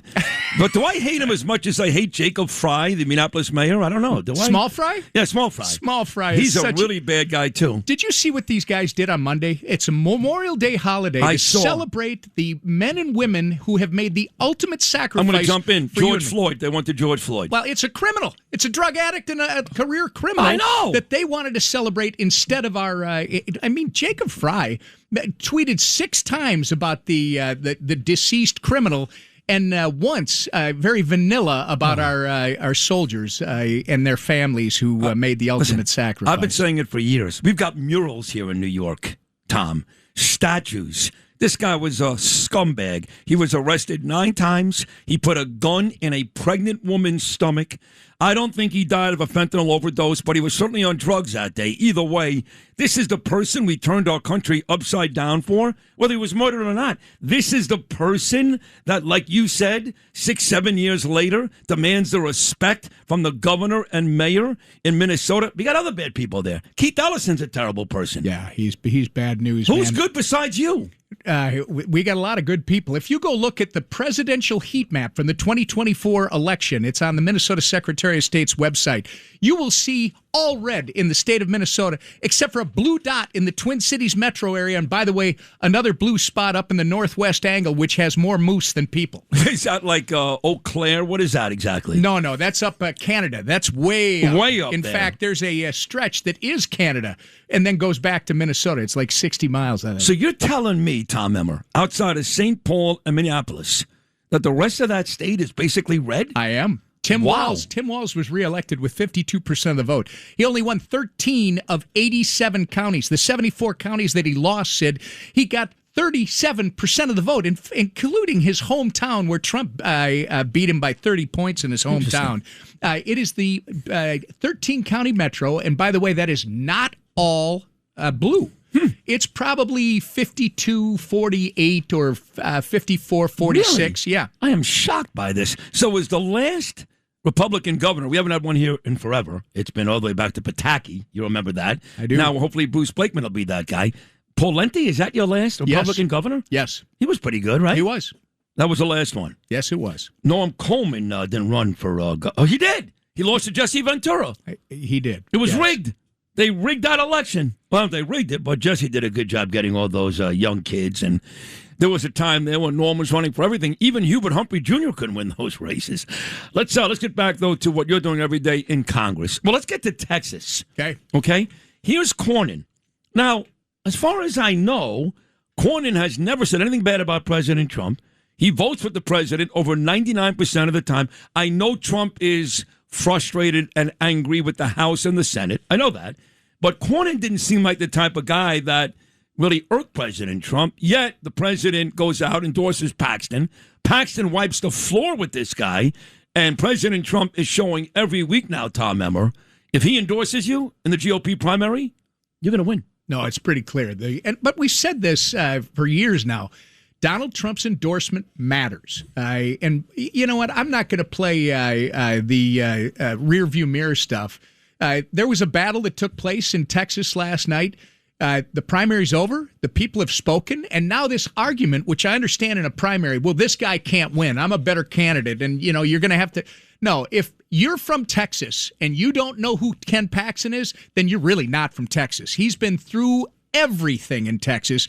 Ken Paxton is now the candidate. Well, but I mean, who knows? Donald Trump has been through good and bad himself. Me too. And look at him. Right. He's probably one of the greatest leaders we've ever had 100%. in world history. 100%. Ken Paxton is going to win in November. He is. Well, this guy Tallarico is a psycho, isn't he? He's insane. But this is what the yesterday's Democrat Party and today's Marxist Socialist. This is why Newt Gingrich says it best. This coming election is it's not the contract with America. It's common sense versus crazy.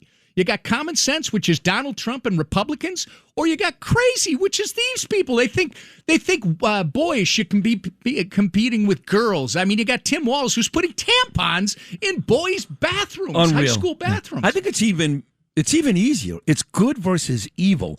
Like when I look at these DSA candidates, you got this guy in Michigan right now. He's a bad person. We just had a candidate win in New Jersey. She won relatively easily. We got the mayor. Yeah, we got Maine, right? Well, I got to tell you, Tom, this guy, Graham Plattner, you will never hear me say anything bad about a veteran. Ever. I hate this guy. I hate him. Anybody that has anything nice to say about Bernie Sanders, in my opinion, is a terrible American. Yeah, but it's worse than that. I mean, this guy is he's a complete fraud. He's got an answer for everything. He's got an answer for the Nazi tattoo he's got on his chest. What was his answer for that? Who knows? I don't listen to him. But the other day he said disparaging things about a fellow veteran. Yeah, I called it. He said he didn't deserve the Purple Heart. He said he deserved to be dead. He should be dead. And then when he was questioned on it, his answer was, "You're questioning me? Do you know my military service? No, you don't play that. That's like Ilhan Omar when we questioned her about criminal activity. She says, "Oh, you're a racist. Yeah, you're a racist, right?" That's what Democrats do today. I know. They try to give you a shiny object and distract. Plattner also was very rough on Chris Kyle, that made the movie American Sniper with Bradley Cooper. Well, you mentioned Ilhan Omar. She's another psycho from your state, Minnesota. You got to love them. Why is she so wealthy, and what are we doing about that? That's a great point. I mean, first off, Ilhan is always at the center of everything, right? There should be more gratitude from Ilhan. She came to this country at the age of 5. This is she could have stayed in Somalia. But no, she's had the great opportunity that this country offers. And what she wants to criticize us all the time. She's at the center of the Feeding Our Future scandal. that $250 million largest pandemic fraud case in Minnesota, she created the fund in Congress that the Somali fraudsters, who, by the way, are her constituents and friends, there are videos of her celebrating with them as they're handing out supposedly meals, maybe to themselves. We're going to find out more about that. But then if that isn't enough, there's all these allegations of marriage fraud that, by the way, if she did commit marriage fraud, she should be denaturalized and shipped back to Somalia yesterday. It's our law. Agreed. And then you're talking about the $65,000 that she put on her financial disclosures in Congress 2 years ago. Last fall, she updated it to $30 million. And now it went about 7 months at $30 million. And when she saw Eric Swalwell, I will argue, getting burnt to the ground by the left-wing media, she suddenly had an epiphany and said, "Oh, I have a rounding error, so it's $30 million down to as much as $95,000." Oh, come on! This gal is crooked.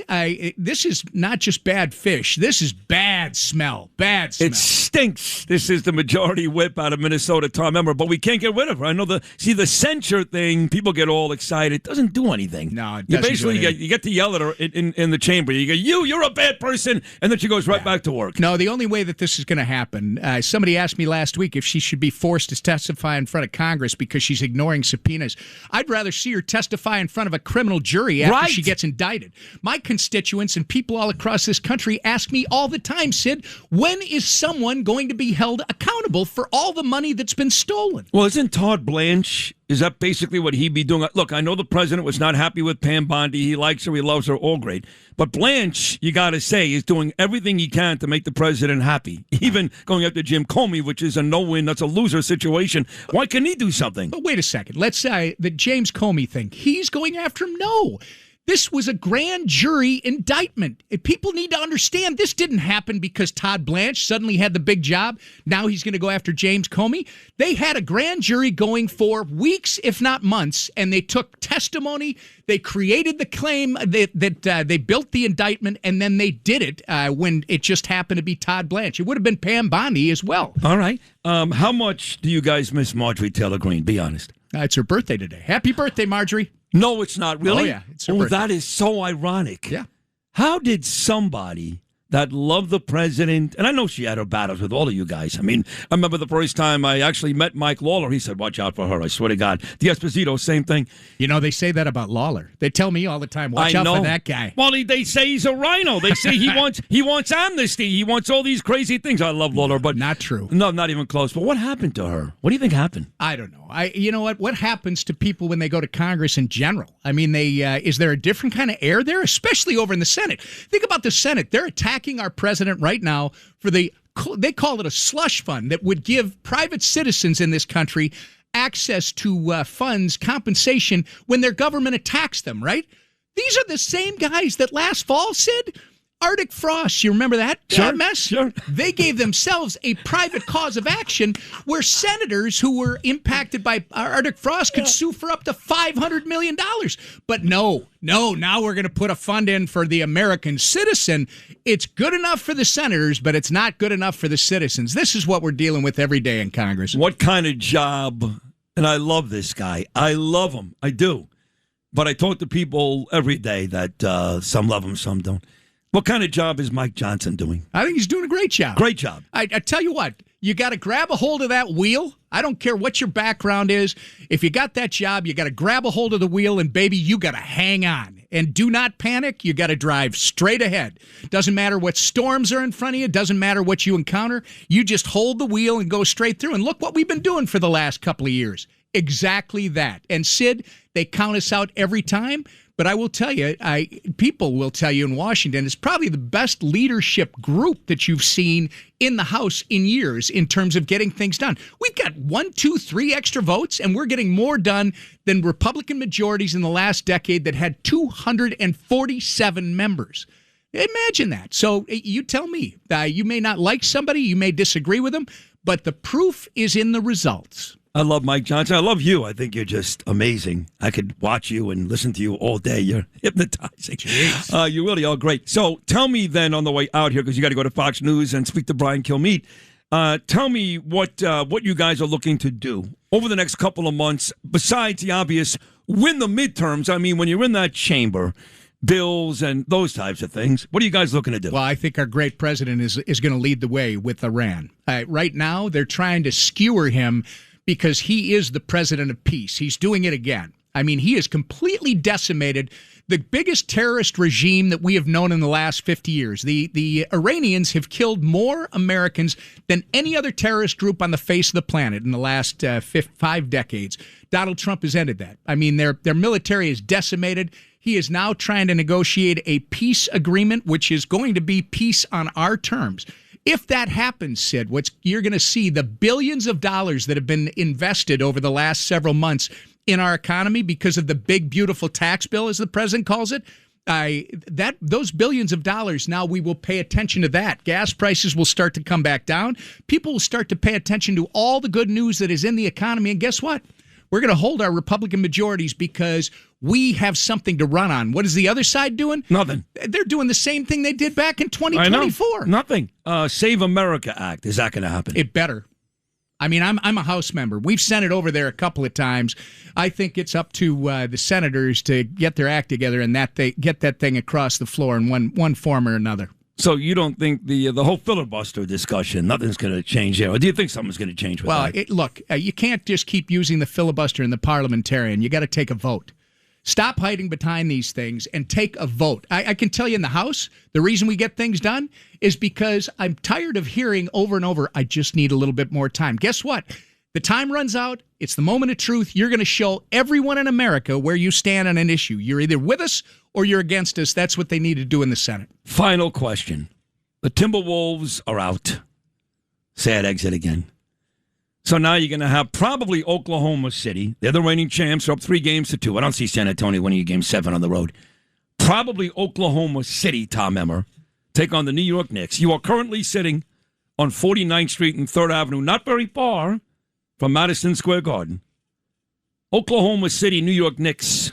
Who does Tom Emmer root for? Well, I'm a Cat fan. Remember, we gave you the Karl Anthony Towns. That was a great trade for us. I remember what was Minnesota thinking? Julius Randle and DiVincenzo, one of the great big men in the game. That was huge for us. It really was huge, and that's why I'll be watching your New York Knicks, even though I'm a Minnesota guy, and we're not big fans of the Yankees, and we're not fans of the Giants. No.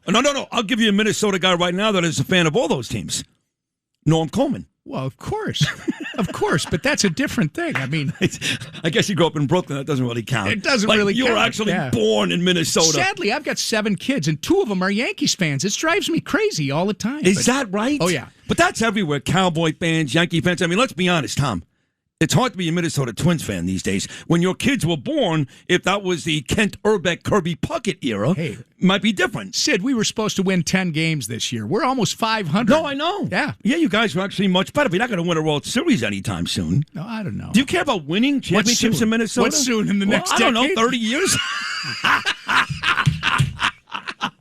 Even the Wild came up short for me this year, and I love that hockey team. I'm from Minnesota. I always got next year. It's so great to see you. You really are one of the greatest, most entertaining guests and an amazing congressman. And I wish you would come in every day. That's how great you are. Thank you so much. Thank you, Sid. I love what you do. I love you too. Feel better with that leg, okay? I will. I'll be running and dancing soon. I can't wait. He is the majority whip, and everybody loves him. Now you see why, out of the great state of Minnesota. So lucky to have him in Congress.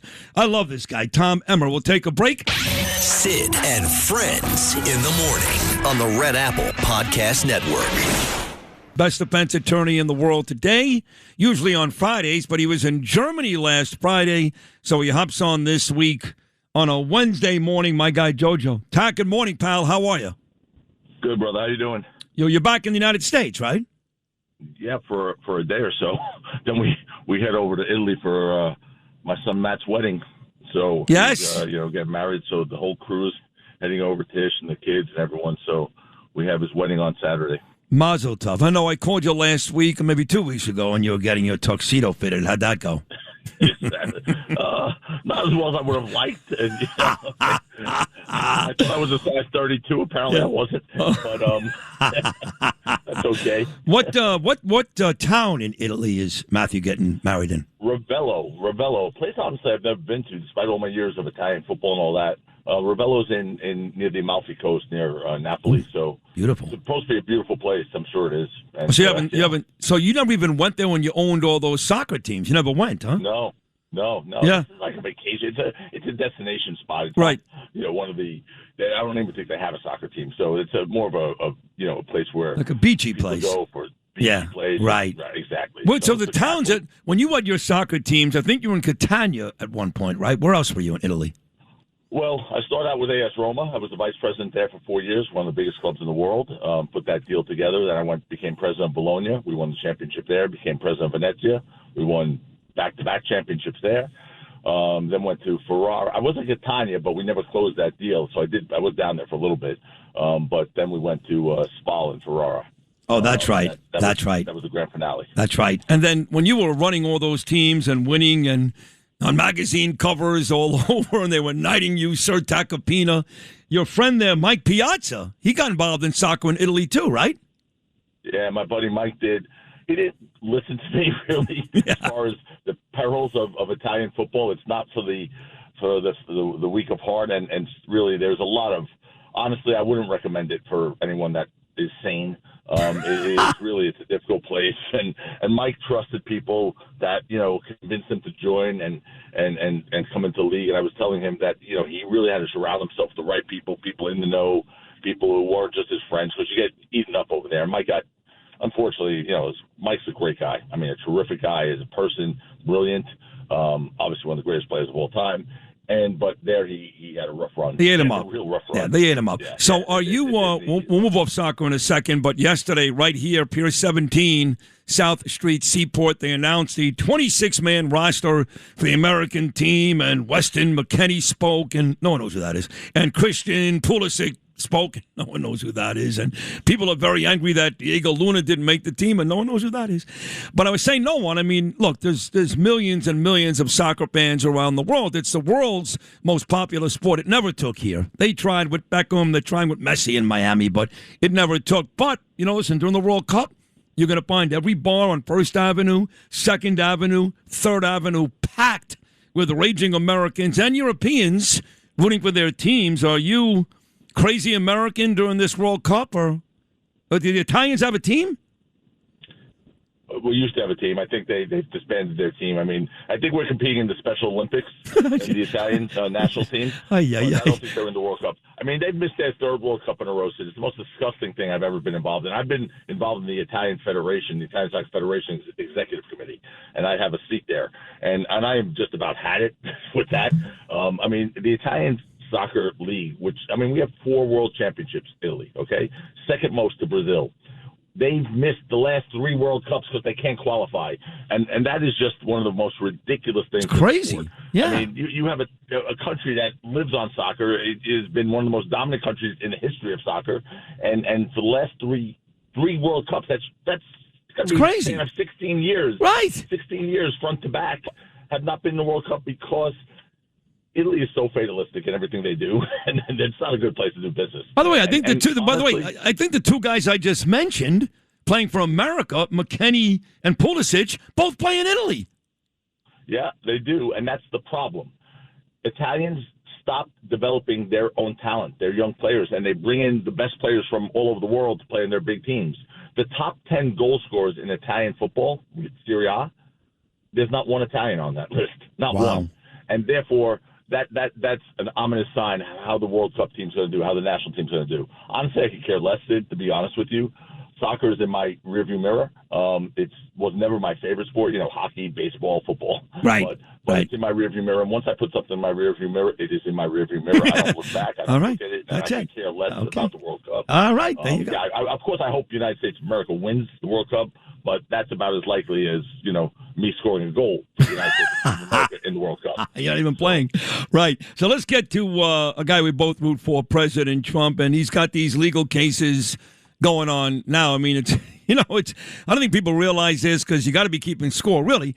But the appeals courts are so busy every day with Trump stuff, unless you're a big-time lawyer like you, wouldn't even know it, but almost every day, right, Tac?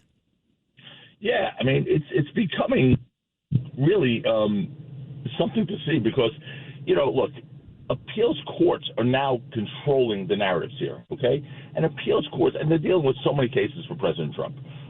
They just put a big halt on that $83 million payout to E. Jean Carroll, right? And, I didn't think that was ever going to come to fruition, and that was stopped in its tracks because, look, that's what appeals courts do. They give reality checks to jury verdicts and trial courts. So appeals courts matter more than trial headlines, Sid. The difference between political narratives and legal standards are appeals courts, right? Because whatever happens, when a jury in President Trump's case, for example, in New York, they hated him. Clearly, the jury hated him, right? So they gave a ridiculous verdict against him from a monetary standpoint in Alina's case. It was ridiculous. The plaintiffs didn't even ask for that. They asked for $24 million. The jury awarded $83. Think about that. That's what kind of a fair jury he had, right? Yeah. So this is what appellate courts do. They straighten that stuff out, and massive verdicts are increasingly vulnerable on appeal now, and you're seeing that more and more. So, while the courts are becoming skeptical of emotion-driven damages, I think it's coming to fruition. I really do. So, trial courts create headlines, appeals courts create laws, Sid, and that's what we have here. So, the jury verdict is never the final chapter, and I try to tell that to everyone. It's sometimes it's just halftime, of the big game, and so President Trump has a lot of cases that have been reversed on appeal, held up on appeal, and that's what appellate courts do. And it's not just President Trump; it's all over the country. You're seeing this now. Yeah. Two more will let you run. Joseph Tacopina, the best defense attorney in the world today, my dear friend of 48 years, and his beautiful boy Matthew about to get married in Italy in a couple of days. I did want to ask you about the Attorney General because when Trump first got rid of Bondi, there was a lot of talk that Lee Zeldin would be the next AG. He got it. And if not Lee Zeldin, a few whispers about everybody from Janine Pirro to Harmeet Dillon. He put Todd Blanche there as the interim guy, and it's become increasingly clear that Todd Blanche isn't going anywhere. That's his job. He's going to be Trump's AG. What are your thoughts on your friend Todd? I've known Todd both as a lawyer and a friend, Sid, and what separates him is not just his intellect, and that's high. It's his character. So he's fiercely loyal. He's deeply ethical, and he's never intimidated by pressure or politics. So Todd's literally one of the smartest and toughest and most principled lawyers I've ever met, really. And he brings a certain sense of calm and judgment, integrity, and absolute fairness to every fight. You saw him deal with that senator on television who was trying to put words in his mouth, and Todd didn't get crazy. He didn't start insulting him. He just stood his ground in a very sort of, reminded me of the Reagan era, where, you were tough, but you were dignified tough. And that's exactly the qualities you want in someone serving the American people in such an important role. So for me, the best thing President Trump could do is confirm Todd as the Attorney General. So He is the kind of lawyer you want in a foxhole with you. He's disciplined, he's strategic, He's unshakable, and he's always 3 moves ahead. Todd and I have been together for a while on cases. I love working with him. Hopefully one day we get to do it again when he's out of that, government position. But he's a terrific, and he's a great guy too. And he's a massive Ranger fan. And a massive Ranger fan. Take the interim tag off President Trump and just make Blanche the full-time AG. One more.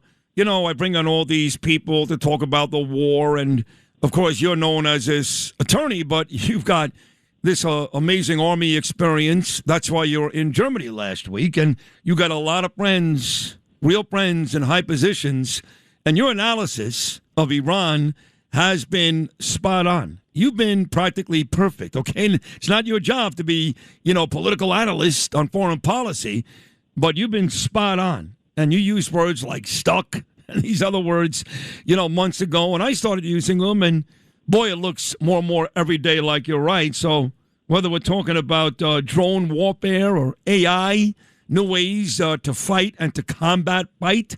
The truth is the Iran situation is not about to wrap up, Joseph Tacopina, anytime soon, is it?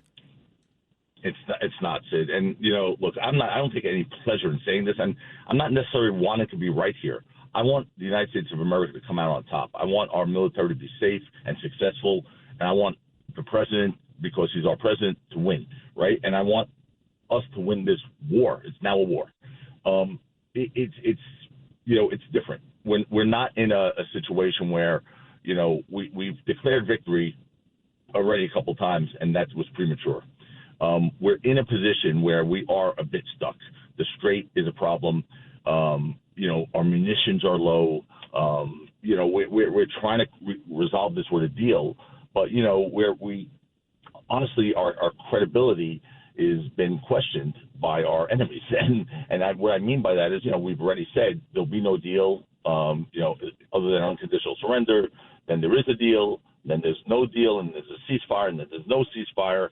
And, it's like the boy who cried wolf. We have to be firm in our position. Whatever that position is, we have to be firm in. So a ceasefire without enforcement is sort of just a timeout. So it's time now we do something decisive. And we really, really have to make a move here one way or another, whether it's resolving this thing with some sort of a deal and let's just move forward and move on because, a lot of the country is suffering from this war, right? The gas prices are. Sid, I filled up yesterday my tank. It was $6.20. Now it was one of those crazy Manhattan gas stations, right? But yeah. $6.20 a gallon. Yeah. That's the first time I was like, what? Yeah. I was like, a lot. Oh my God. It's a lot. Give me $20. Yeah. Don't fill it up. Just give me 20. Right? It was like, Yeah. I'm fortunate enough where I can not stress too much about the gas prices, but there are people who budget literally the exact amount of dollars a month they spend on gas. That has screwed up their entire monthly budget. And these are a lot of his, the president's supporters.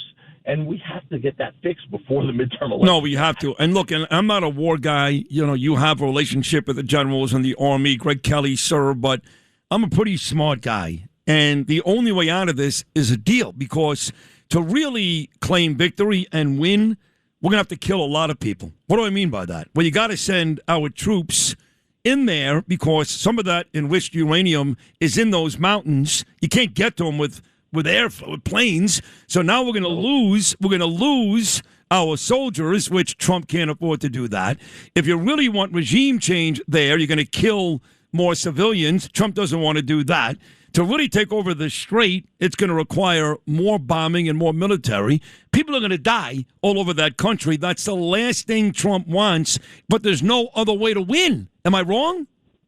Sid, you really said that perfectly. And I was just, again, with our generals in Germany and speaking about this and talking about the Iran theater sort of assessment. And when I say Iran theater, I think you understand what that means. That's a sort of a military phrase for how they describe a situation and what's going on in a particular locale, meaning, it indicates the sort of elevated missile readiness and proxy activation risks. It's all these sorts of things that are going on in Iran. So when you say Iran theater assessment, it's a military intelligence term. It generally means, the evaluation of entire operational environment involving Iran, military, politically, strategy, regionally, and that's what we're dealing with right now. So you're not wrong, you're right, and we have to figure out a way out of this because Iran's fine to drag this on forever. They haven't even they still have some of the big boys as far as their missiles ready to go. Yep. They still have it. So and they love it. The longer they drag this out, the more they stick the big middle finger to the United States. They're loving every second of this. They want to drag this thing out forever. Exactly. And they know they're doing damage to the president by having this dragged out. They know that it's affecting the American people. They sort of mock us in their social media posts. It's unbelievable. Like they're like, how are those taxpayers doing? How's the gas prices going there? It's like they don't seem to be as affected. And remember, they're a different mindset there. It's a completely different mindset. They're not like us. They're not worried about the GDP or they're not worried about inflation. They're not worried about the gas prices. They're not afraid to die. Okay, so it's just a different mindset. Yeah. And they want and they hate. Obviously, they hated America before this started. We've now, I think, poked a hornet's nest, and I think we're in a position where we're really going to have to try and wrap this thing up because this could drag on for years, Sid. We don't want this to be another Russia-Ukraine situation. No, well, you're probably right. Worst thing that could ever happen. That's where his supporters are getting angry because, it's one thing when you say America first and you try to end a conflict that they started 47 years ago. That's great. I was all for it. But once you start talking about years like Afghanistan, like Iraq, then that's where the president goes back on his promise. You see, his detractors right now, they don't know what the hell they're talking about. He has not gone back on his promise. He has not. Okay, sometimes America's first doesn't mean America only. Okay, America first sometimes means you got to take out other countries, other nemesis to make sure we are America first. But if it drags on too long, then their case becomes more solid every day, and we don't want that. Anyway, have a safe trip. Congratulations to you and Tish and Matthew and the whole Tacopina family. He's a great kid, gorgeous guy like you. And enjoy Italy, and we'll talk when you get back. Congratulations on what was another amazing appearance.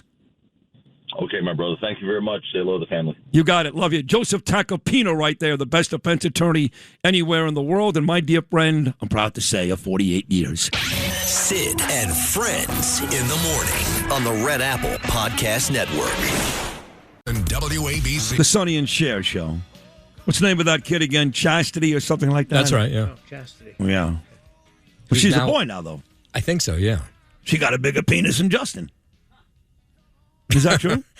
I've never seen either one of theirs. Well, you're the news guy. Can you confirm it? We got the damn Worldwide News Network here. Can somebody confirm that? Hold on 1 second. Justin, come here for a second. Who's got a bigger penis, Chastity or Justin? I'll give you the music, Noam. Justin has a new girlfriend. I have a ruler here, so Justin's in love. That's a little too big. What happened? I said that Chastity Bono has a bigger penis than you, but on a serious note, you're in love these days. So all right, settle down. I'm happy what? for you. I didn't hear that. Yeah, well, I probably shouldn't have said you it. You have a girlfriend? Well, you don't want to talk about it. I didn't say that. I said he's in love, but settle down. Jeez. Yeah, I've been on a couple of nice dates with this. Wow. With a female woman. That's about the half. That's a good start. A female woman? Well, it's better than a male woman, which is a distinct possibility these days. Right. These days, you almost have to say that. Well, he really likes this girl. She lives local, and that's good. You had a sleepover once. Okay. She climbed the ladder to your loft bed? Yeah. No. She has bunk beds. No. No, I said I didn't order the cleaning service this week. We'll go to your place. Yeah. That's a nice little move right there. Wow, yeah, you like that move, don't you? Then he slept over, and he told me he sleeps naked, which is so disgusting. My God. Wow. Ugh. Yeah. Ay, ay, ay. Well, I mean, what's the alternative? I don't know. Boxer shorts? Yeah. A T-shirt? Too restraining. I'm with you. Yeah. She's okay with that? Does she sleep naked too? Well, she did that night. Well, that'll be the last date. Were you talking about me on that guy's radio show today? Cat got my tongue. How about that? I'm a private person. I don't like that. Mm-hmm. Cindy's got. Where'd you meet her? Blushing this morning. Like through a family friend. It's a whole thing. It's a whole thing. It's a lot here. She grew up in my hometown. It's like it's part of the Iran deal, I think. I don't know. Yes, it's a big part of that. that and the nuclear dust. Is she Jewish? I did ask you that. Yeah. So, like, you guys should have gone together last night to that big Brooke Goldstein rally. No. Yeah. No, I wasn't going to do that. I got so many messages, Noam and Lou and Justin, yesterday. You're coming. And then at about 7 o'clock last night, I'm not exaggerating, 20 messages. I'm here. Where are you? Oh, my God. Now, I had put out a tweet. You did. Right? You saw it yeah. hours earlier with a picture of me and Mamdani where I said I congratulated Brooke for putting it together. I congratulated Jane Zirkle, the 6,000 speakers they had, but I wasn't coming. And people were still texting me, where are you? Where am I? I'm in Queens. That's where I am. Yeah. Watching King of Queens and ready to watch the Spurs and Oklahoma City Thunder. That's where I am. Right. I'm way better than you are. That's for sure. Well, they did a good job last night. Yes, they did. But not good enough. And that's why I didn't go. Because 1,000 people is not good enough. Not when the pro-Hamas walks 5,000 in the streets. Now you're going to say, well, wait a second. That's unfair because there's a lot less Jews than there are non-Jews. And you're right about that. You're right. See, I'm all about optics. That's just me. So if you watched it on the news last night, it looked great. ABC had it, CBS, a lot of people. It looked great. And again, I am not criticizing Brooke or anybody put this together. They did a wonderful job. They did about as good as you can do. But the problem with these rallies are twofold. A, they don't do anything. Anything. They do nothing. I mean, I see the same people who are on Instagram every single day yelling and screaming about Gaza, yelling and screaming about Hamas, yelling and screaming about Mamdani. It's the same people on Instagram. They have 400,000 followers and they get 3,000 likes. Explain that. Hello, Bot Central. And they're not doing anything. It doesn't do anything. Mamdani's no closer to leaving office today than he was yesterday. Only one person can make that happen, and that's the governor, Kathy Hochul. Not 1,000 people with signs. So I told you this last week when I had Dove Hykind and Michael Rappaport on. I'm going to be doing less and less of these things. I just want to see young Jewish kids physically trained like they do in Israel. Start a new ADL, a new JDL. And just beat up people in the streets. Sounds like I'm encouraging violence. Maybe I am. I don't know. But bullhorns and signs, they get you on the news. They get you hits on your Instagram, and they do nothing. Nothing. You think that the pro-Hamas people care? You think Mamdani cared last night? You think knowing that Mamdani was upset? No. I don't care. So that's why I didn't go. And plus, I had 2 teeth pulled. My mouth is on. Yeah. I'm still in pain right now. My mouth is on fire. It's on fire. But there needs to be a better effort than a bunch of people in the middle of the street holding up Israeli flags and signs. I'm sorry. It hasn't done anything for 3 years. The war started October 7th, 2023, and the anti-Semitism numbers have gone up. You guys realize that. Now, if you had said to me, hey, look, anti-Semitism is down and Jews are safer, okay, maybe it's working. It's not. It's not. So smart people like me need to sit with other smart people and figure out a real way to stop this. And although last night was a great effort, and I congratulate all the speakers and everybody for caring, they accomplished nothing. Nothing. Tell me I'm wrong, no? No, I couldn't agree with you more. You know what it is, too? It's like showing up at an Al Sharpton rally. It's the same exact people. Same thing. That's what these things are. It's the exact same people show up. That is well It's not a said. new crowd, you know? No, it's the same thing. Yeah. So, anyway, I wish them all luck, but I'm going to Israel in a couple of weeks, and we'll figure some things out here, okay? What are you going to figure out? Maybe I'll bring back some IDF soldiers to beat some ass in the streets of New York. We got to get tougher, is what I'm trying to say. Cute girls all dialed up with makeup and tight end Jew hatred shirts and bullhorns ain't scaring anybody. But it's kind of hot. Okay, great. I'm sure there's IDF porn you can watch too. What's the site for that? xnxx.com. You always say that Yeah. one. That's Great. They've got everything there. They've got everything. Okay, so there's much better than you porn, not even close. So there's an IDF section. I don't know. Maybe I haven't checked I yet. bet there is. There probably is. It's got to be. Yeah.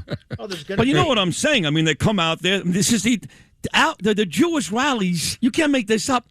The women and girls that go there, they go to the beauty salon first.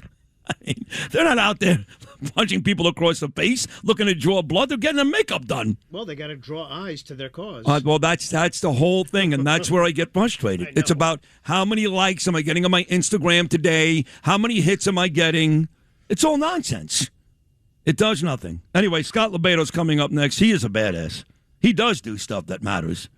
And he doesn't even have to go get his eyes done or face Right. before. He does that too. I think he's a metrosexual. Is he? But he looks good already. Oh, so he's a good-looking guy. He's a good-looking guy. And he did that great sculpture a couple of weeks ago with the middle finger. That was awesome. And unfortunately, we didn't have him on last week. Part of that was our fault.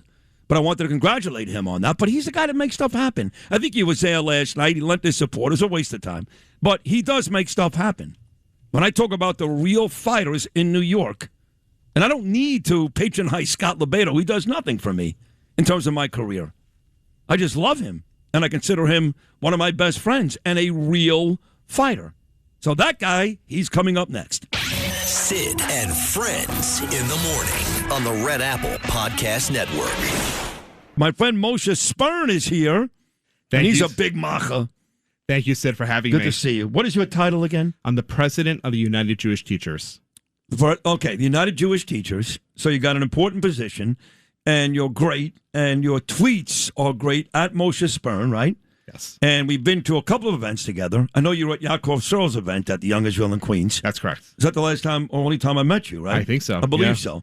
Well, you do great work, and I know you fight tooth and nail for our Jewish students and Jewish people every step of the way, and New Yorkers in general. Now, you invited me to an event last night. I just had 2 teeth pulled, so it's amazing I'm doing 4-hour radio shows. I'm in horrible pain. I'm sorry, sir. It's fine, thank you. So I didn't do anything last night. I was invited to the event with Brooke Goldstein, but your event was even better. You had Nachum Siegel's wife, you had the great Ina Vernikov, city council person out of Brooklyn, and one more great person. Who was that? Our good friend, Sammy Steigman. Sammy Steigman, Holocaust survivor. And Sid, you get a lot of the credit because we honored you as well because what you did for Sammy, the day after that New York Post article came out, you had him on the radio, you had him in studio. I did. You treated him with so much respect that school should have showed more respect to him after what they did to him. Thankfully, he did speak there in February, but that wasn't enough. No, it should have been more. But he did eventually speak, and thank you for pointing that out. I mean, Ina did a great job, too. A lot of people jumped on afterwards, but it really all started, like you said, right here that next morning after the Post article. I saw him that night at the Searle event in Queens, too. Yes. And it's the only time I've seen him. He's a lovely man, Holocaust survivor. And, of course, I'm on the Holocaust board in Washington, D.C. So I felt badly I wasn't there last night, but thank you. What a beautiful award. I have a lot of them, but this one's actually very, very nice. Sid, you get the Jewish Community Service Award for your advocacy through the media and airwaves. You've done so much for our people. I mean, you have done so much for me. So this is the least we could do for you. Honestly, you deserve a lot more than this. Just an award. It actually but reads, thank you. It's gorgeous. Jewish Community, thank you, Moshe. Jewish Community Service Award for your advocacy through the media and the airwaves. May 26th, 2026. And I'm being honored again tonight at the Jewish Manhattan Experience. You coming to that? I don't know if I can, but I'll You should try to come. I definitely will try. I'm inviting you, so if you want to come, you can come. Okay. It's at the Jewish Heritage Museum. But this is really very sweet of you. Thank you very much. It's our pleasure. Like I said, you've done so much for our people. You continue to do so much for our people. Thank you. We're lucky to have you, Sid. You do more. Moshe Spern, you're one of the greats. Thank you so much. Thank you. What a great guy. And we're done. That's it. Lewis, you did an amazing job today, as always. Who did we celebrate today? Greg Allman. Who else? That's it. That was it. Yesterday we had like Stevie Nicks and a whole bunch of folks. But you were great today, as always. Justin Ellick, tremendous job, too. Noam Layden, thank you very much. John Terrett. Everybody was great, as our dear friend Gene would say, God willing. Thanks for listening to Sid and Friends in the Morning. You can hear Sid and Friends in the Morning weekday mornings at 6. If you like the podcast, share it with your friends and listen anytime at WABCRadio.com and download the WABC Radio app. Hit that subscribe button on all major podcast platforms. Plus, follow WABC on social on Instagram, TikTok, Facebook, and X. See you next time for a new episode so you never have to wonder. What the heck is going on here?